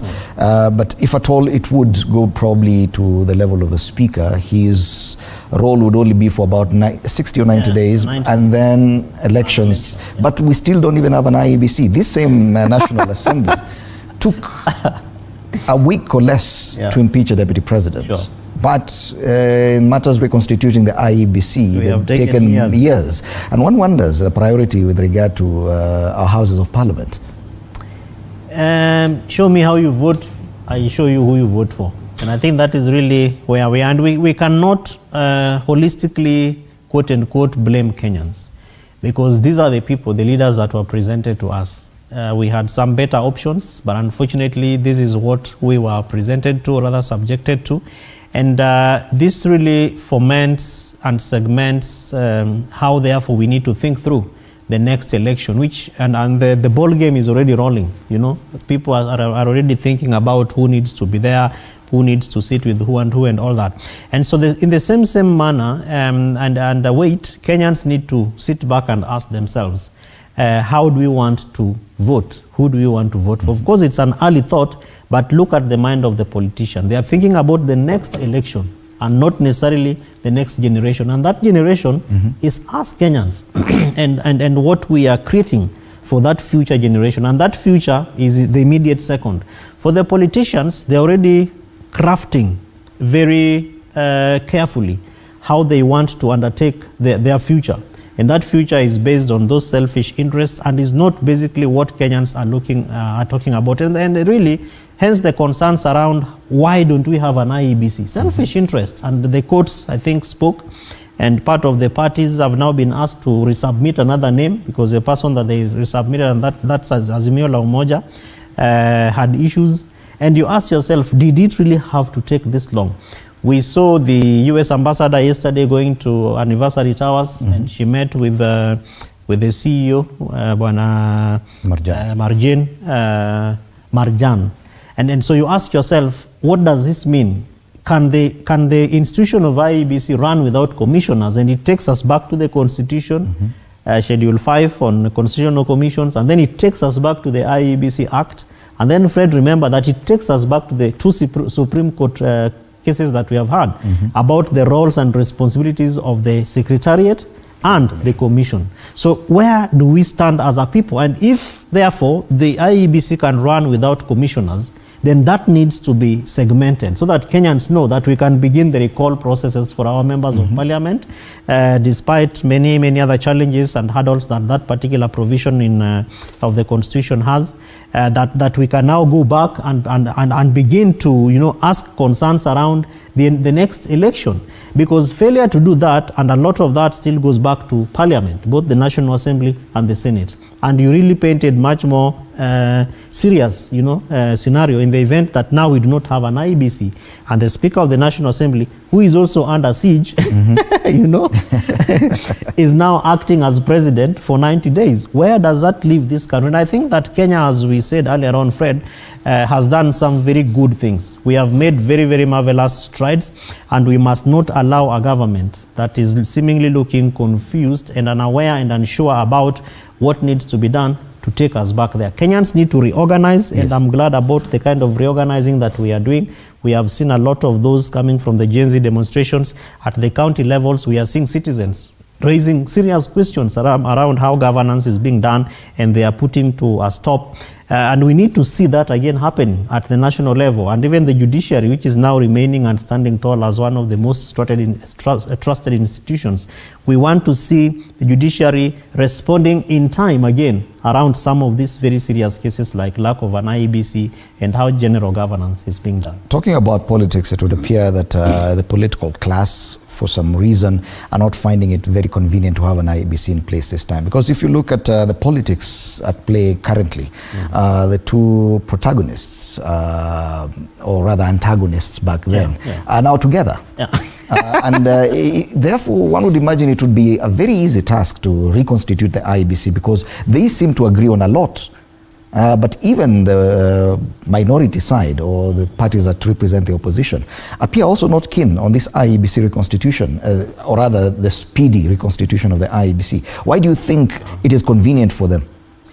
The reason as to why this is probably convenient is because of the calls that we have seen from a majority of Kenyans seeking to impeach, or rather recall their elected leaders.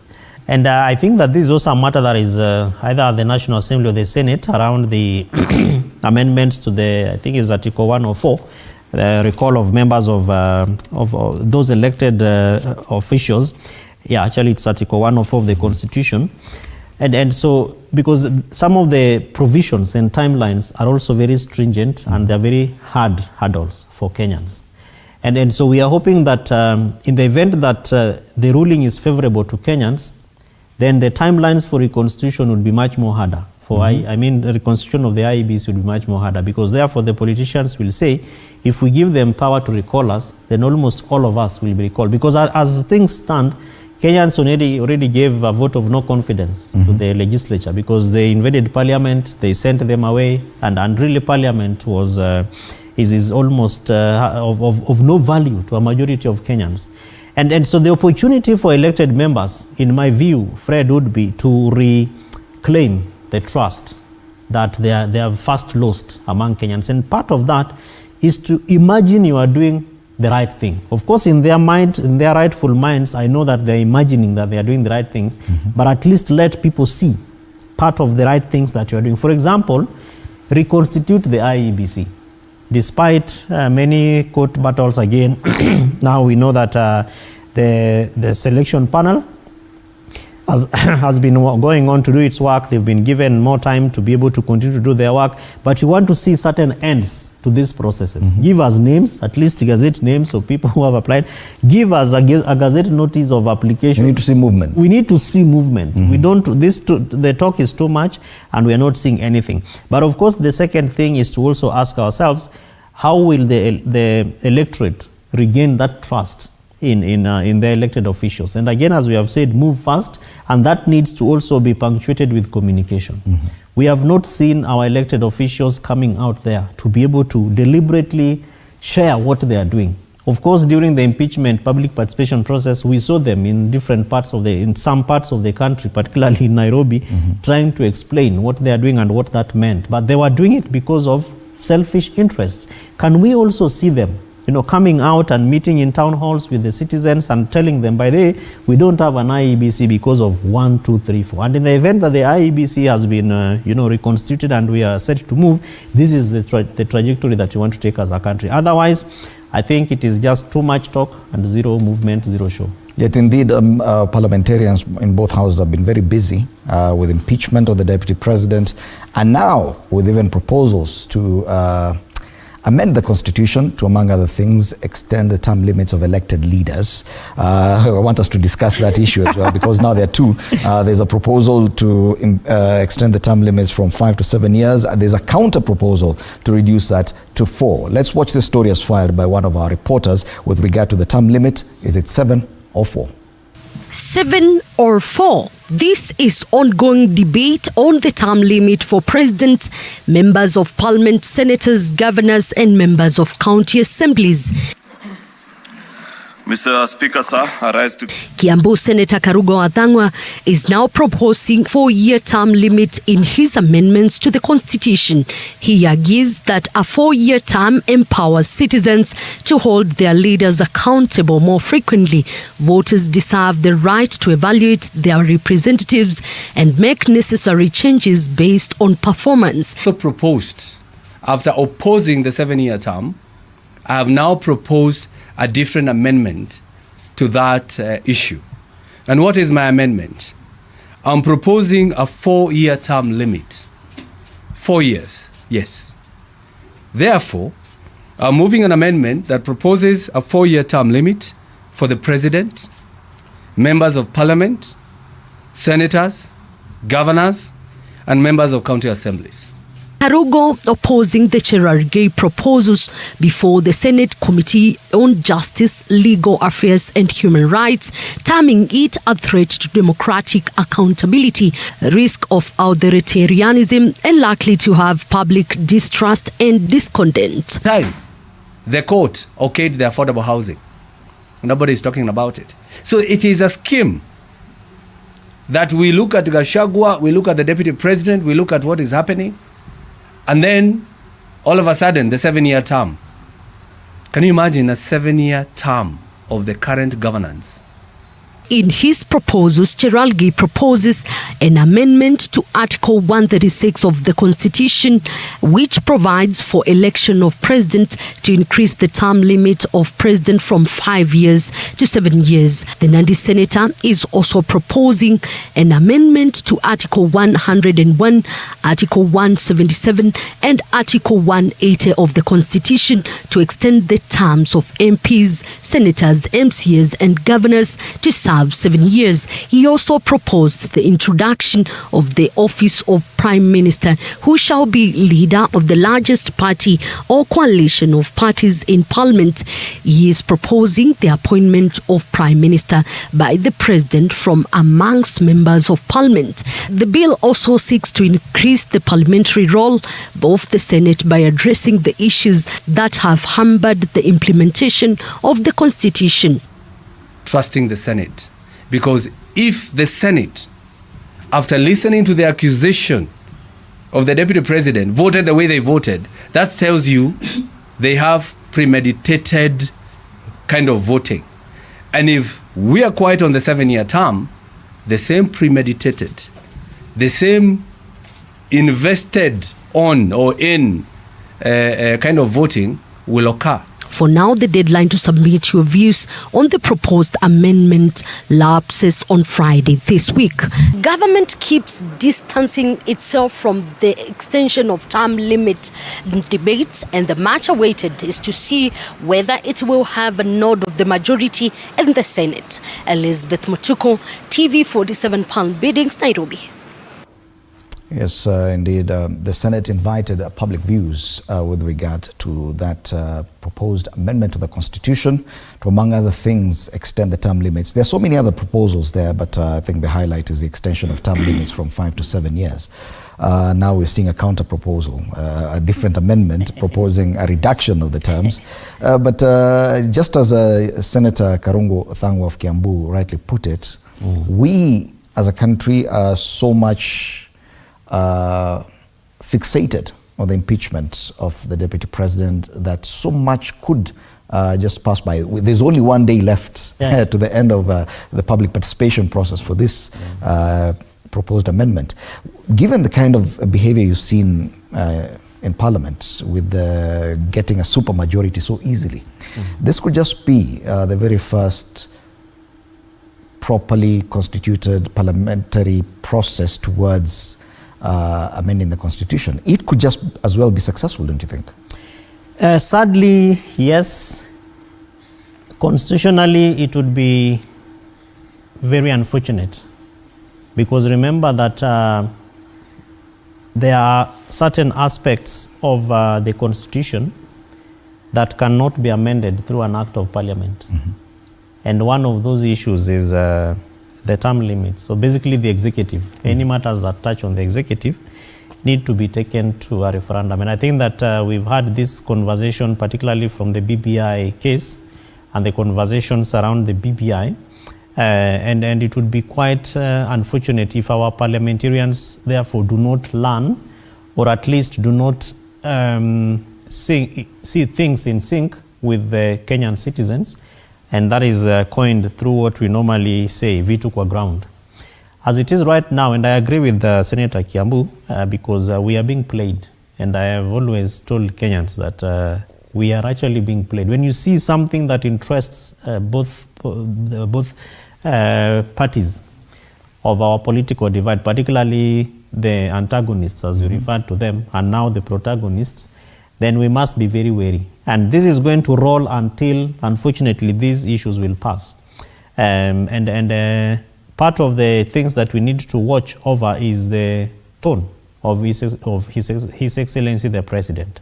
Because if he's interested in this matter, then he's going to extend his term. And that is because he's able to whip both parties of the House, whether opposition, in government and out of government.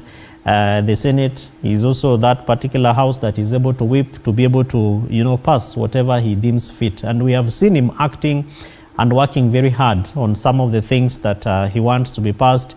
And once in a while, for the things that do not really excite him, we have also seen him, coming out and being very clear about how things need to be done and who needs to do what. And so for this particular matter, despite, of course, the fact that Liz Mutuku, the reporter who brought the story, says that the government is not keen to extend its term. And I think there was also a story on one of the dailies by Colin Somulo, that must be the Daily Nation, that where part of the UDA party and indeed government is saying that they are not keen to want to follow through that particular constitutional amendment, time will tell, because we know how politicians play in this country. Of course, we also look forward to certain judicial or legal battles, because this, of course, I am also aware there has been petitioned severally at the High Court, and so we look to see how the ball will continue to roll. Bottom line is implementation of the Constitution and respecting the Constitution.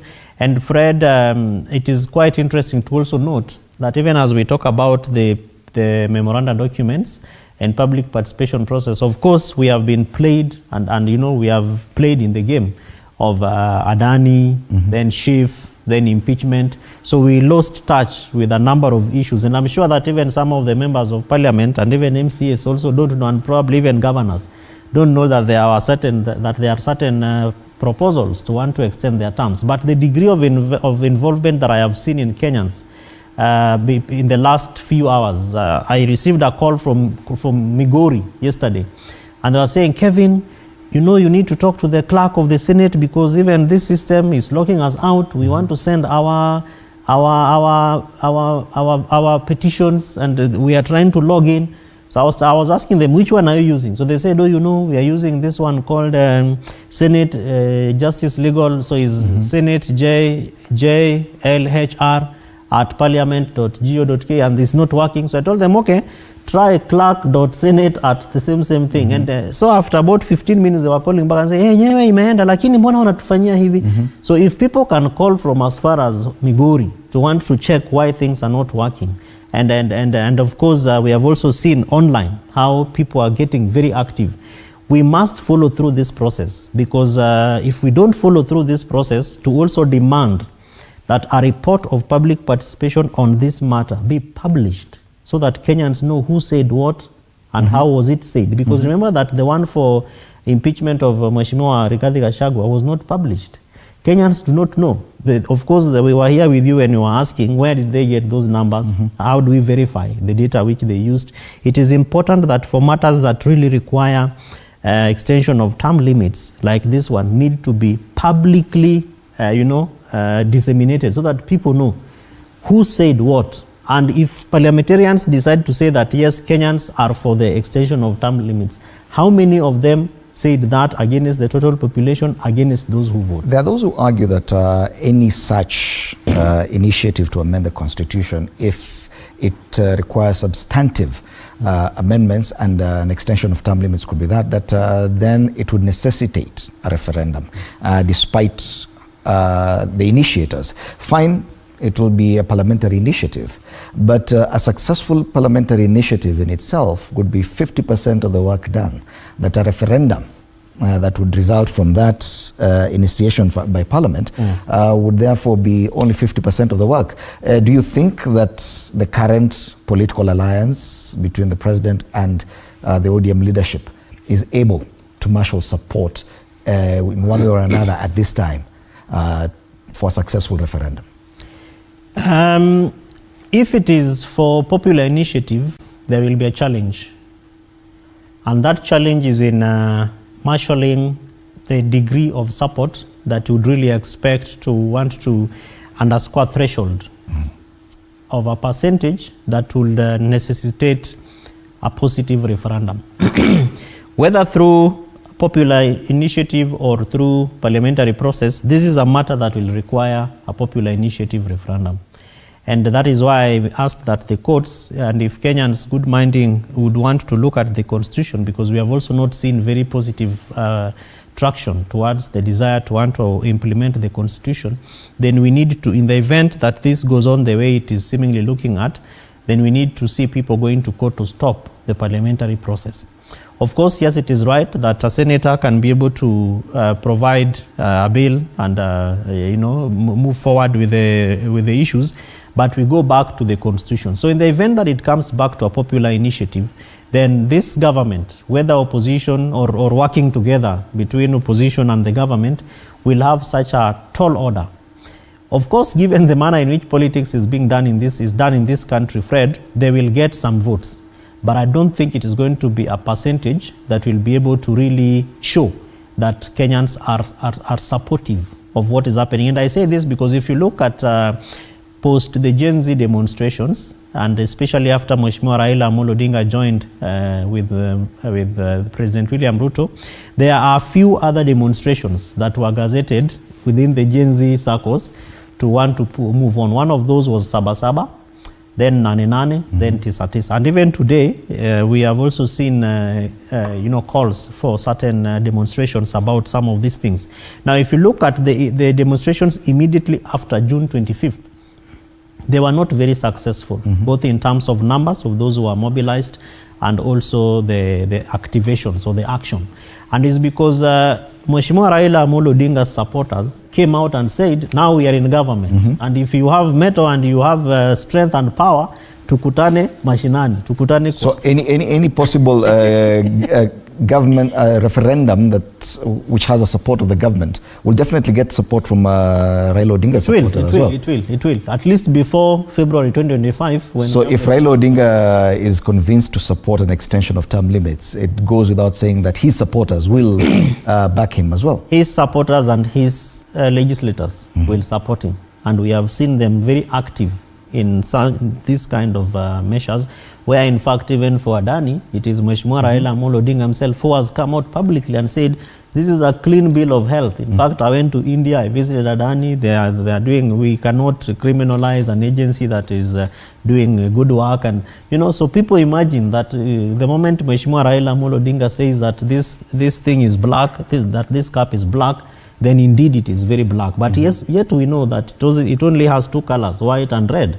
And then so the question then is, how do we sustain a citizen agency against some of these unprogressive measures that dent the constitution and governance, against such high level, highly motivating political support like the one that would come from Mheshimiwa Raila Amolo Odinga. So in the event that President William Ruto speaks about this and his party, despite the reports that we have seen and we have read that they have distanced themselves from Senator Cherargei's bill, if they come out and say, we are in this extension of term limit, it doesn't matter whether it is 7 or 4. It doesn't matter whether it is for public interest or not. It doesn't matter whether it will boost trust in governance and government and all those elected officials. The moment they support it, unfortunately, Fred, it will pass, whether a majority of Kenyans vote against it or not. There's that, according to a reporter, the fact that the government or the party, UDA, has not come out openly to declare their support for this. But we could read a lot, and probably we're reading too much, you tell me, that recently the president said that, and made a declaration that in 15 years' time, in the next 15 years, he will have totally eradicated slums in Kenya. We know that he does not have 15 years. According to the current status, it's probably a maximum of 8. So when he stands and declares that in 15 years he will have eradicated slums, that in itself says a lot. Many people may not have read it that way. Am I reading it too much? No. You indeed are reading too much, and correctly. Because the nature of our president is his demeanor. And as I said earlier on, he is a man who is very easy to read. He's very loud about things that excite him, and sometimes very silent, but calculatively so, around things that do not excite him. And the main reason around that would be probably that he is either researching, because he's told us he's also a very good researcher. He's a doctor, by the way, academic doctor, and the manner in which he also speaks. So if the president says 15 years, we will, and again the tone of his language and how he's saying it would also be able to speak. On the other side, the Englishmen say, show me your friends, I show you who you are. And part of his closest among equals of friends, we know, is our neighbor who is close by. In fact, our neighbors who we know very well, their narrative, their demeanor, their expectations around term limits and their extensions, and particularly when it comes to political elections.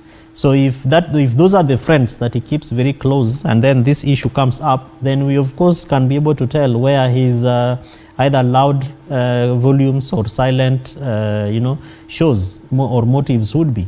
And therefore, that would also show us where the tone of the party would rely, whether is for this particular motion or is against. And so, as you said, the president does not need all those years that he's talking about, even if he were to stay in power, like maybe some of these narrations would therefore be tending to, prepare Kenyans for. The president has been a deputy for 10 years. And as I said earlier on, during his campaigns, he told us that he knows what needs to be fixed. He does not need to extend his term limit to show Kenyans that he can deliver. And that's partly why I also think that Senator Kiambu is also very keen to even want to reduce. Is a no-brainer, but again depends on who is behind the motion. He is behind the motion, but who is bankrolling and supporting it? Remember the question that Mheshimiwa Mutuse was asked.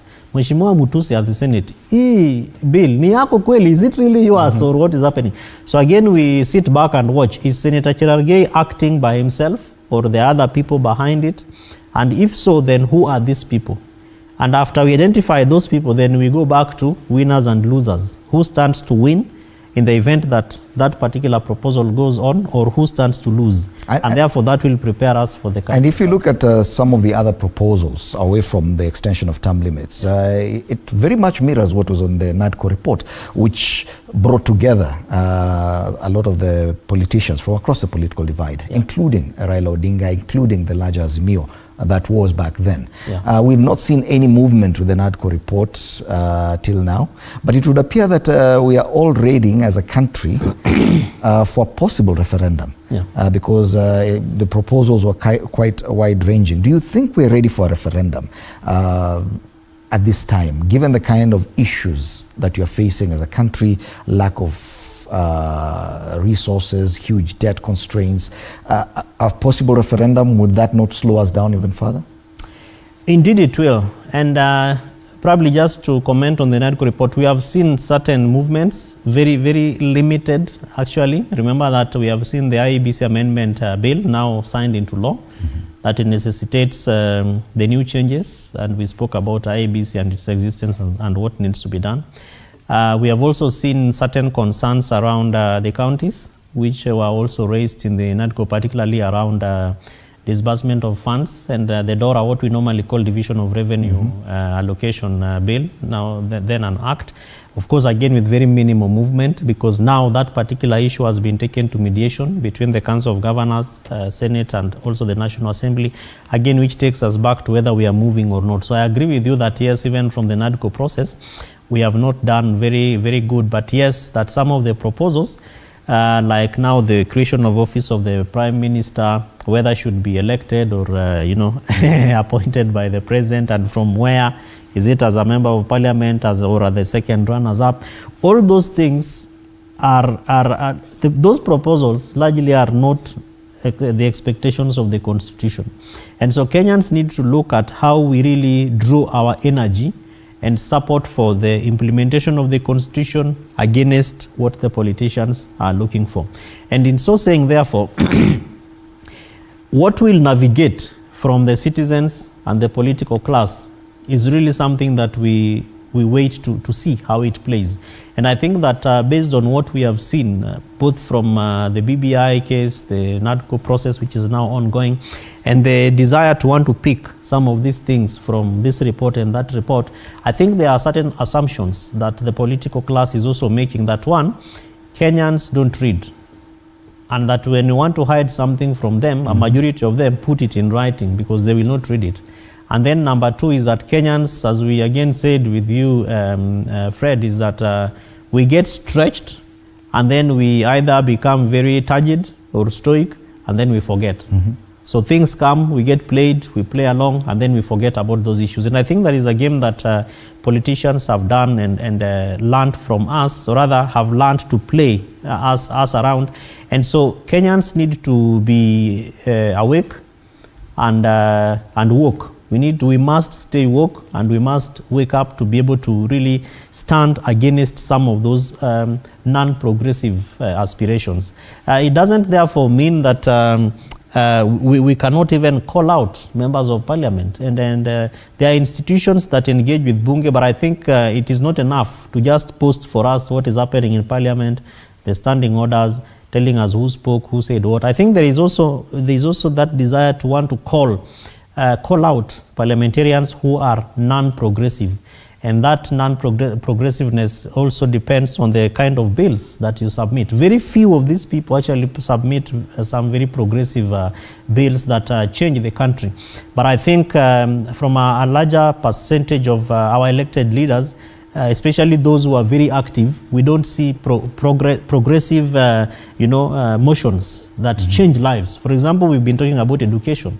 We have not seen even Parliamentary Education Committee coming out, to publicly speak to Kenyans about what is ailing the education sector. There is one thing to call or summon the CS education, and then you sit in a committee somewhere, and then it comes out as a story. And also summon the health CS, and you sit somewhere, and it comes out as a story. But the degree of investment that we saw, even in the publishing of 2 pages of a newspaper on the gazettement of impeachment of a deputy president, that's a lot of money. Why are we not seeing that also, things that interest Kenyans, the political class gravitating around some of those issues in an equal measure? Yes, and what we've seen instead is the dilution of the minority side of the House, the fact that now this newfound alliance between ODM and the ruling Kenya Kwanza coalition, that it has changed completely the workings of Parliament. So any opportunity to question or to counter or to push back on government policy that is not necessarily friendly to the Mwananchi has totally been lost. Now, in the past few days, and this was the headline of the Star yesterday, it indicated that ODM, Raila's party, will be looking for a bigger stake within government following the impeachment of the deputy president. Once successful, of course, there'll be vacancies created. The fact that the designate DP is currently Interior CS, he'll have to move to that. That would create a position or a vacancy in the Interior Ministry, which ideally, and I'm just quoting from that story on the Star, that ideally Musalia Mudavadi, who actually currently doubles up as Foreign Affairs CS, would take up that, meaning that there would be a position for Foreign Affairs CS. And the proposal is that the current Speaker of the National Assembly, who has served as Assistant Minister for Foreign Affairs, Moses Masika Wetangula, will go back there, and that creates a position in Parliament. And the proposal is that the Rarieda MP, Otiende Amolo, takes... do you think, the positives or negatives of that kind of shift, what would you say? Fred, there is no problem for politicians to basically think through their games and play it.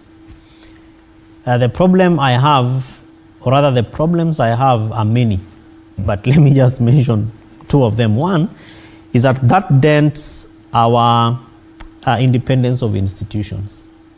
Because, for instance, we have 3 arms of government: the executive, legislature, and the judiciary.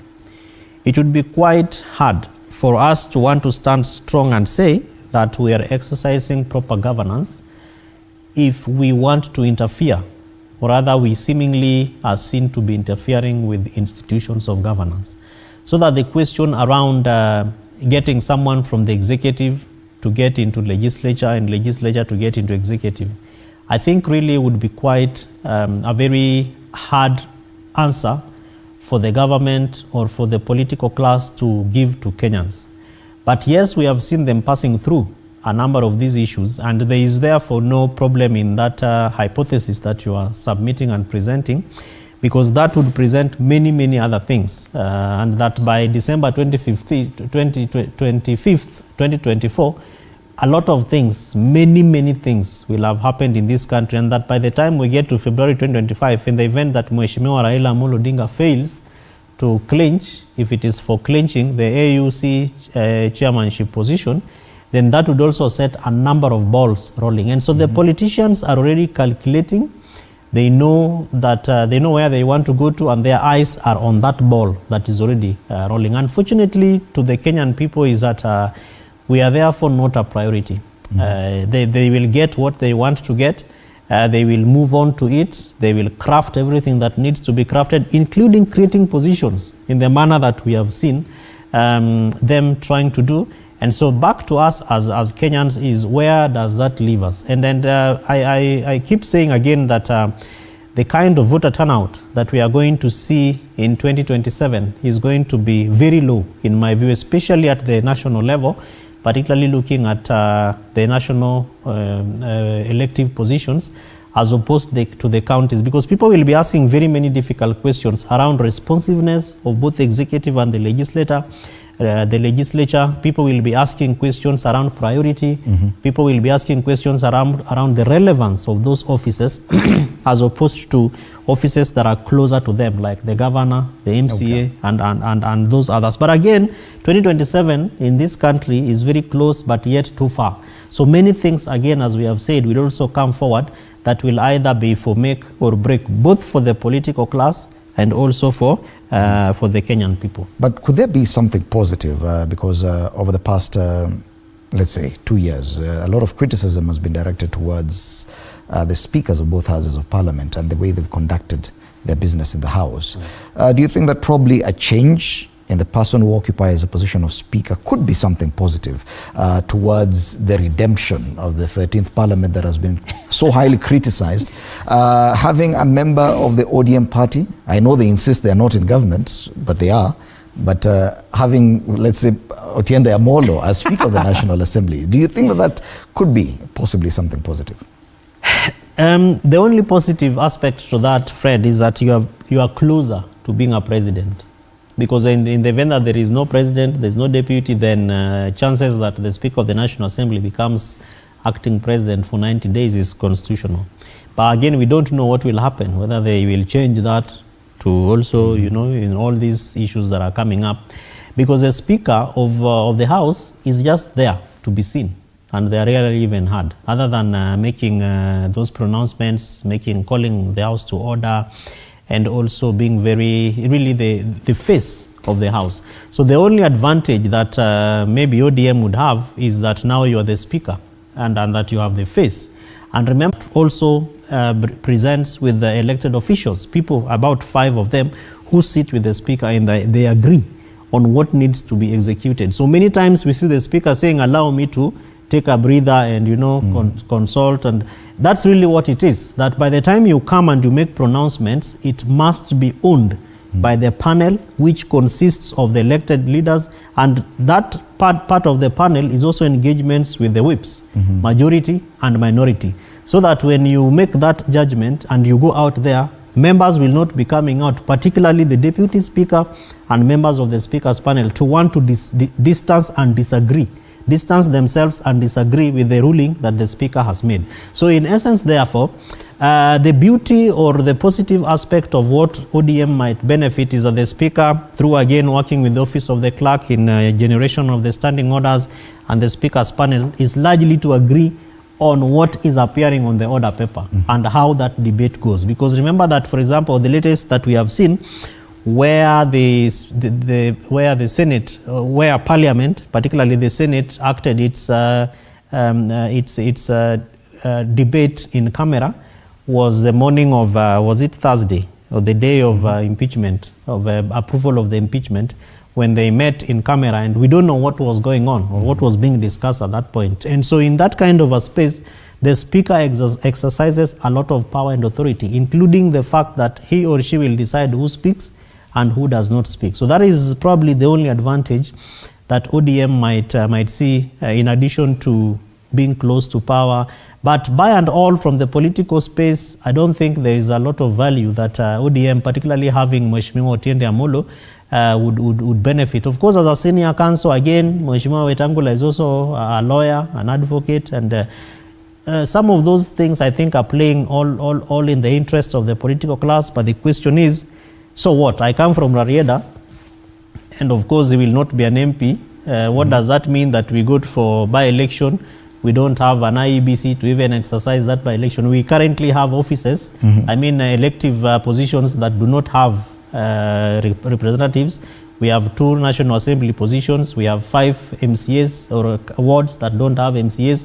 Now we have Ugunja because of Mheshimiwa Wandai, who went into energy, and of course, Mheshimiwa Mbadi was nominated, so there is no loss in terms of that. But still, there's a loss in terms of approving who therefore takes over the nominated position of ODM in the national. But definitely, even as we wrap up, the issue of ODM getting a bigger stake in government would hurt some other parties that have been there in existence. If at all, even the speaker is moved from speaker's position to a position of CS, that would be seen as a demotion for a party leader who had signed an MOU with the president. Don't you think, are we looking at rather a reorganization of Kenya Kwanza, with the UDA also looking to remove Deputy Leader Rigathi Gachagua in the next 2 weeks? I think it's one of the papers. Of course, the ball is rolling again, Fred, and those are part of the games on the stadium. And so we look forward to seeing how this plays along. From winners and losers, particularly within Azimio, I don't think there is no much to talk about it, because so far we have seen the disagreements between the party leaders of the parties that form the Azimio coalition, Mheshimiwa Kalonzo Musyoka, Stephen, Mheshimiwa Eugene Wamalwa. We have seen and heard them quite loudly, even including Jubilee. And so we already know how some of that would go.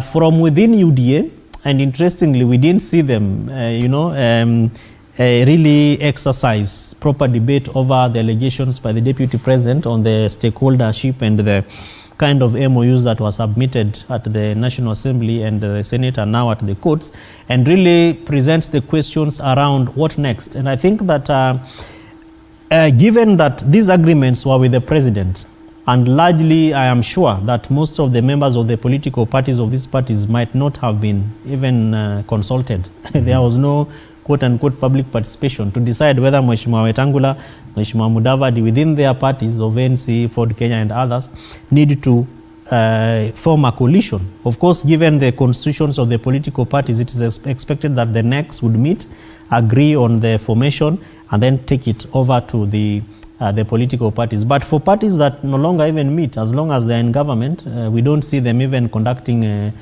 grassroots elections. We don't even know who is the organizing secretaries, other than for the purpose of acquisition of power, if they do. So I think that the only issue would be a rallying call for political party members to want to largely hold their leaders to account, and therefore also give them room to agree on some of these issues. But remember, Fred, as I finish on this, that there are also people who gain the moment the party leader is a speaker or is a CS or is that. There are people who gain, from director of press of the speaker's office to the personal assistant, to the bodyguards, to the drivers. And that is partly why we see a whole office of a deputy president, sadly to say, is being sent home, what happened to Kenya's Public Service Commission, And you ask yourself, so all these officers were just picked by the deputy president and put in there. Wasn't there a proper mechanism to recruit them and put them in office? That 108 plus officers now need to be sent home because somebody is being impeached. So the same question would again boil back to these officers that we are talking about. Because in the event that Mheshimiwa Wetangula moves from Speaker of the National Assembly, chances that a big number of the people that he's working with would want to also be taken to Foreign Affairs in the event that he goes there. And so it therefore means that even the person who is CS Foreign Affairs now, the moment you move with your people. And so what happens to all these things we are calling public service, servanthood, and indeed the general governance of the country? All right. They say whenever there's smoke, there's definitely fire. This may just be some projections of what could be happening in the coming weeks in terms of our politics, but you never know. Yes, as you said, by December 25th, this could be. Well, Wadawsido, I will not release you just yet. Let's take a break. We'll be back to continue this discussion. You're watching Morning Cafe right here at TV47.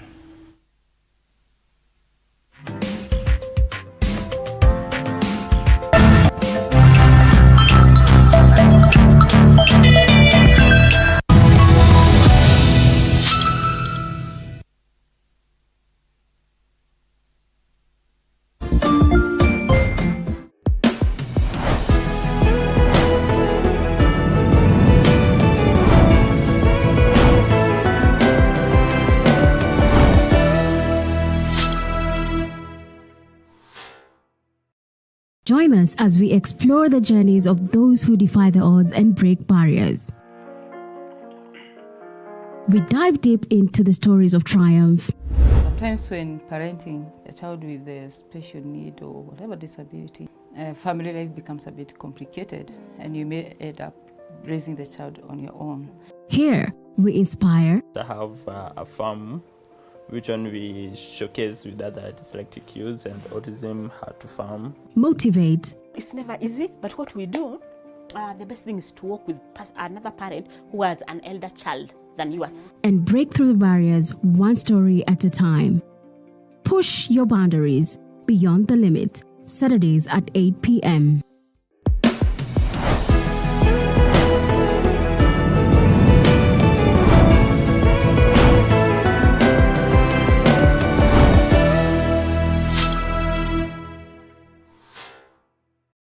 The Grind, where business meets brilliance. It's not just about the ideas. I was working as a shampoo boy. I used to wash clients' hair on the sink. It's about making them happen. From big wins. In primary school, when we would be asked what people want to be, I was categorical that I want to be a nurse. To hard lessons. The consoles change, the gaming equipment keep changing. We cover it all.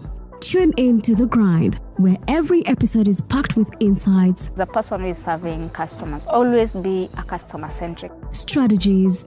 When you pay attention to detail, you get luxury items. And stories to fuel your ambition. Don't just dream it, grind it. Mondays at 7:30 p.m.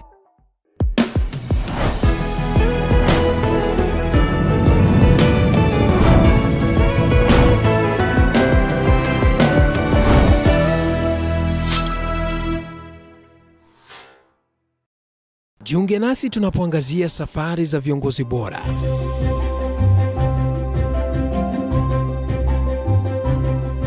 Kutoka kwa ushindi mkubwa hadi masomo magumu. Wakati wetu kwamba wasichana si wa kusoma, ni wa kuolewa, ng'ombe ipatikane, wazazi wakuwa watajiri. Tunashughulikia yote. I wish I were a better investor. My parents taught me how to look for things for myself. Tazama Mfahamu Kiongozi, ambapo kila kipindi kimejaa maarifa, mikakati na hadithi za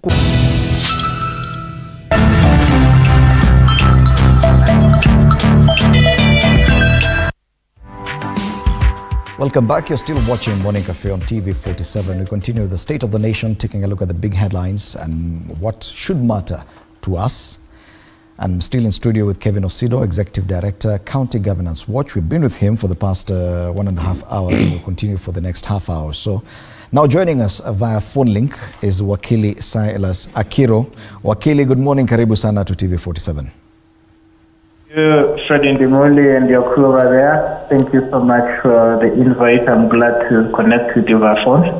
Yeah, thank you. And we've covered more or less a lot of the dailies and a lot of the headlines today, but probably with Silas we'll go back to it. But there's an issue, there's one that we had started on, and it's the headline on the front page of the Star today. It talks about Rigathi UDA purge looms after losing round 1 in court.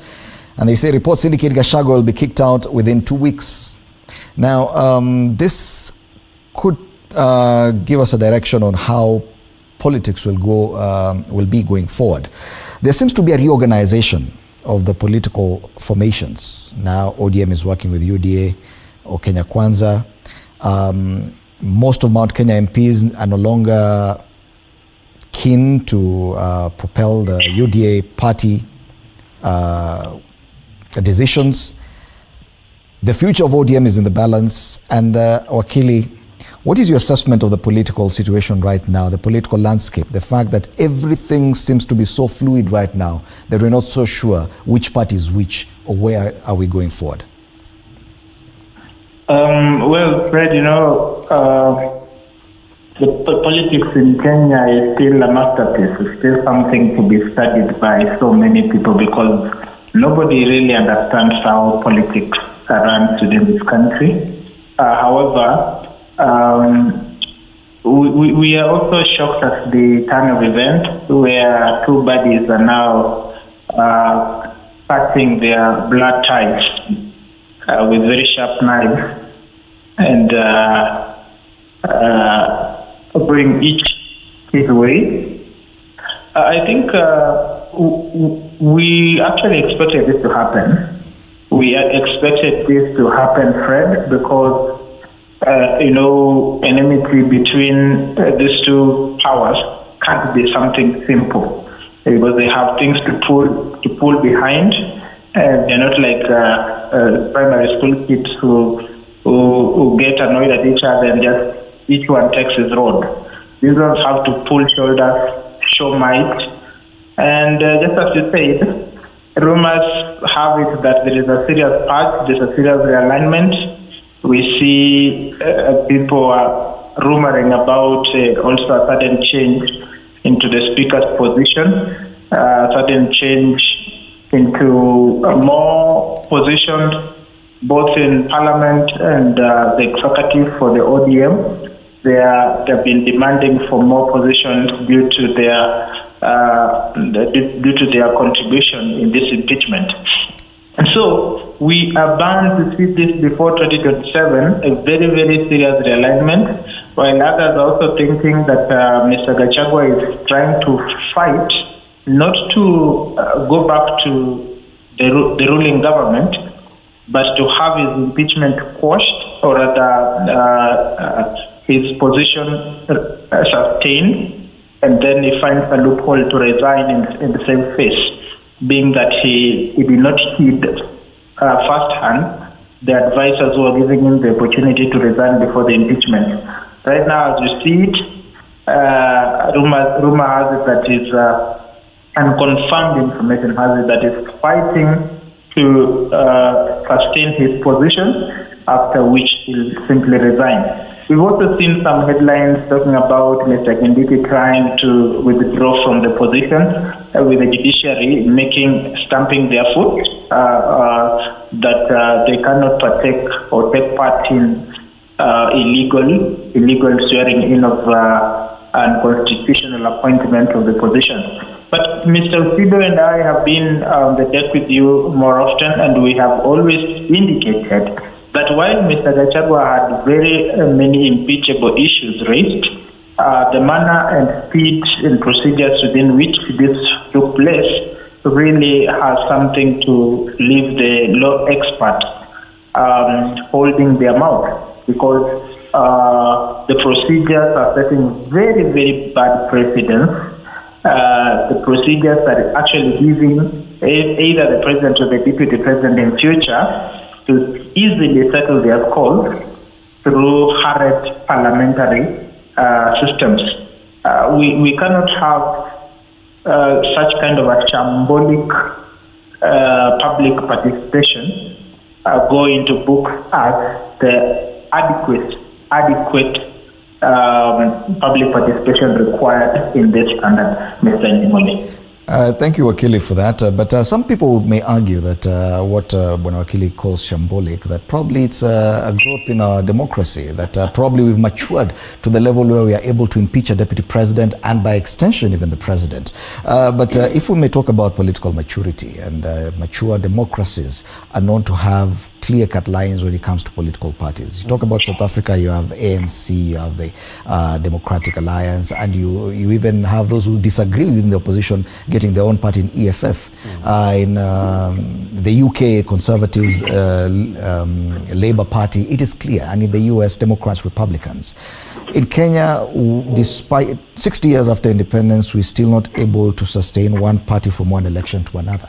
Are we seeing the same happening this time around? It's only been 2 years. This fallout within UDA, the changing face of ODM.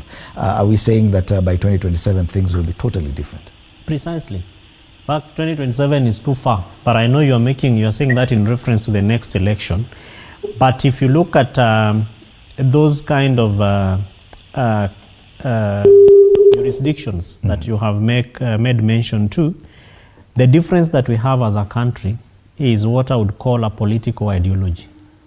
Those countries that you are referring to have a very clear line between the politician, the party, and the political ideology, which they are rallying around and mobilizing around.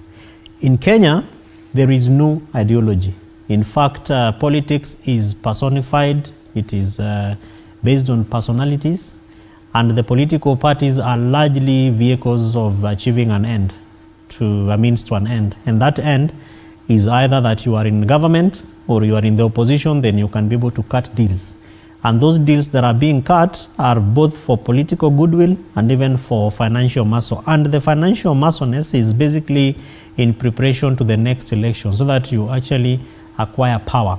So the difference between the United States, the South Africa, Ghana, many others, really is in the institutions. If you look at, for example, South Africa, we have a president who has served, I don't know whether whether he's still serving jail term based on corruption issues and concerns over adherence to their constitution, or the constitution of the Republic of South Africa. And so that there are no deals that you cut for your freedom. It is based on what the law says and what needs to be done. In Kenya, yes, you are right, and we are all right to say that yes, we are testing our democracy and that we are trying the constitution. But if you look at the threshold, which I think is what my good friend Silas called shambolic nature, is because of the manner in which we do these things. That one, for example, you want to subject people to a public participation process when there is even no law that basically segments what the threshold of that public participation is supposed to look like. And fundamentally, to say so is a public participation on impeachment of a deputy president. It's not a small thing. And then ultimately, you also look at trying the constitution in terms of the timelines. And I think that for the last 2 to 3 days, the judiciary has been delving over whether the DCJ, the Deputy Chief Justice, acted within her powers, and whether the timelines of impeachment were actually proper and adhered to, whether the Senate has 10 days, then 60 days for National Assembly. You know, all those issues, yes, they are legislated, which means that they are written in laws, but our practice around how we do them is very, is the opposite. It's not clear. But Wakili Akiro, probably that is what the dividend that we as a nation are going to get out of this, the process you call shambolic, the fact that we are in a good position to create jurisprudence with regard to some of these things that have been previously untested. So far, the impeachment of a president or a deputy is something unheard of, or at least not until now. Don't you think that there are positives from this confusion that we now have to bear with?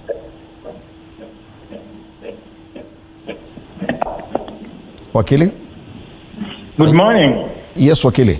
I'm asking, is there any dividend to be gained from this confusion we currently bear? The fact that probably the jurisprudence that will be created from this judicial process right now on the impeachment of a deputy president could be something that we can rely on in future. However shambolic. Yeah, I think the positive side of this impeachment is that first of all, it lays ground and sends a message that the public can now have confidence in our governance, in that everybody and anybody can be brought to account. Credibility, accountability, and conforming to Chapter 6 of our Constitution is something that the country is keen on. However, the negative side is that in politics, the game can be so dirty that you cannot be passed through the proper procedures that are adequately, sufficiently required. You see, Fred, we normally term this the court of public opinion. Whenever something is adequately conducted and the justice is seen as served, you wouldn't imagine Mr. Gachagua a few years, rather a few months ago, he really did not have a face. He was the face of scorn and mockery within the content creators of the country. Many memes have been made about him. Many short clips have been posted about him. But when you see the whole country almost feeling that his going isn't fair, and now the discussion is turning towards some sympathy towards Mr. Gachagua, then it only talks about the legal procedures as to whether justice has been served to Mr. Gachagua, and not as to whether his impeachment is right or not right. The impeachment is actually correct. It is something that was anticipated. It is something that was expected. However, the National Assembly or Parliament, together with the Senate, they get it wrong on how they chose to handle Mr. Gachagua's impeachment. So moving forward, I really have very serious trust and confidence in our judiciary that just for the sake of setting proper precedence, this impeachment should not be sustained. The impeachment should actually be quashed, so that we, at the end of it, will be able to form very proper and accurate jurisprudence. The law, so there's a legal process and the exercise that we've been taken through in the judiciary, the corridor of justice. Yet we've seen the political process, which you say was okay. And you mentioned the fact that Chapter 6 of the Constitution, that probably we are at a point where we are actually implementing part of it. But when it comes to this impeachment, and many people have said, if you look at those accusations and allegations against the deputy president, they may just as well apply to any other politician in Kenya. If at all this one will be impeached on the same grounds, could we probably, in a way, have set ourselves up for a possible impeachment of an even higher office going forward on the same grounds? And is that positive? It is correct to say that. In fact, if you remember from the public participation processes, a majority of Kenyans were saying kufa dereva, kufa makanga na hata mechanic wao. Is because if you provide an opportunity for settling on the grounds for impeachment, then the question then that begs is what are these grounds? And then you compare them with the context. And the context here basically is what is happening and who is doing what. So the players on the ground.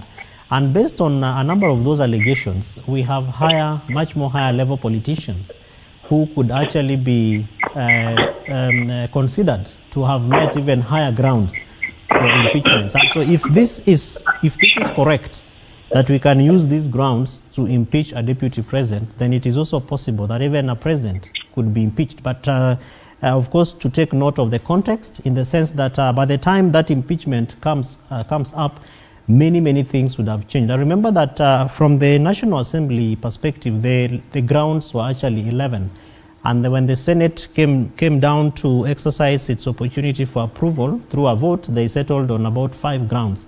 And so the precedence and the jurisprudence, therefore, in my view, that we set here is to look at those grounds that were validated by the Senate, and therefore look at them not in exclusion, but in totality of the context of both governance and politics.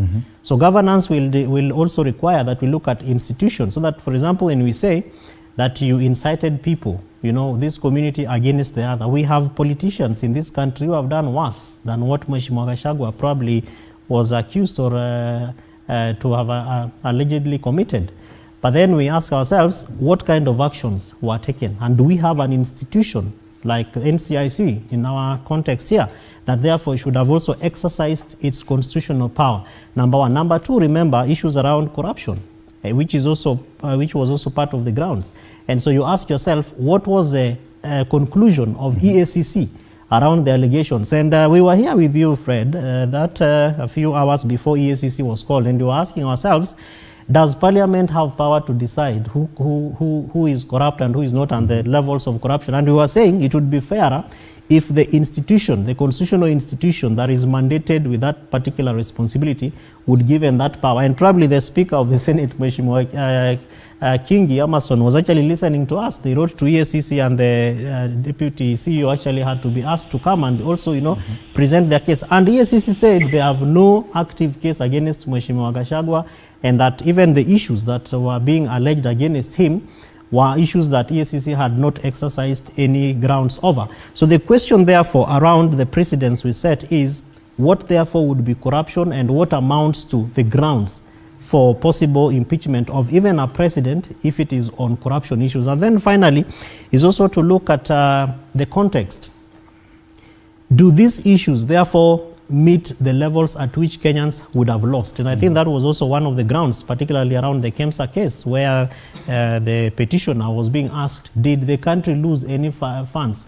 And the former CEO of KEMSA was also at pains to explain whether funds were lost or not. So many questions, in my view, that really help us now to set up very strong ground so that a Deputy Chief Justice should not lose her office just by pinching somebody's nose. So settling on grounds of impeachment and what we call misconduct. So I think that this particular process has helped the country to not only implement the article on impeachment, and 147, 148, and 150, but really to look at what these grounds would really mean in terms of their interpretation and what you called law and politics. And I think that for me, had it been that the political class did not want to impeach Mheshimiwa Gachagua, he would not have been impeached, despite all these issues that we are talking about.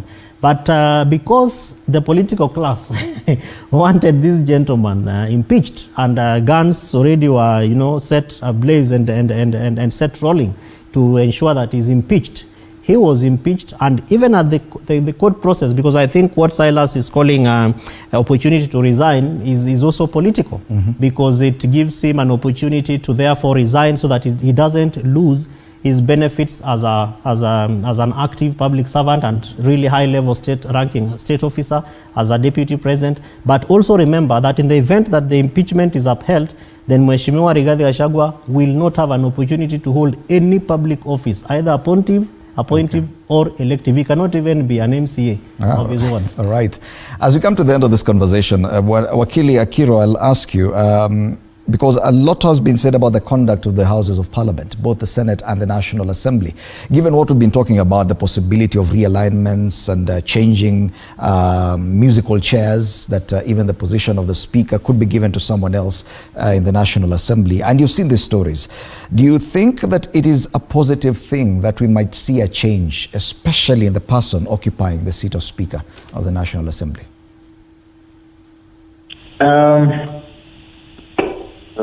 Fred, you know Mr. Wetangula's, the Right Honorable Wetangula's position was as a result of a political negotiation, that is pre-election deal.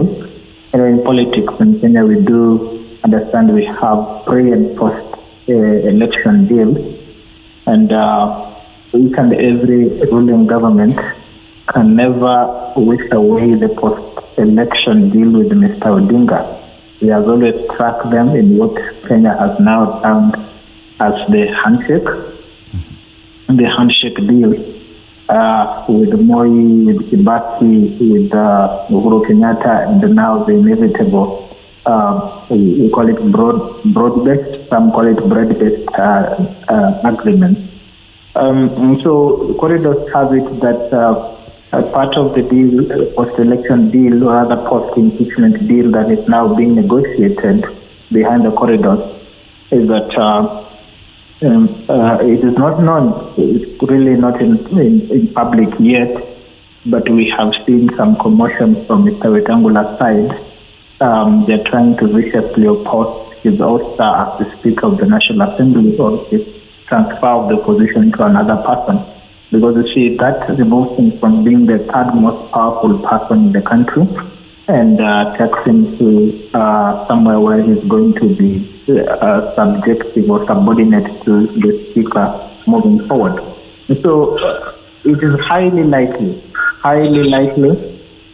owing to the fact that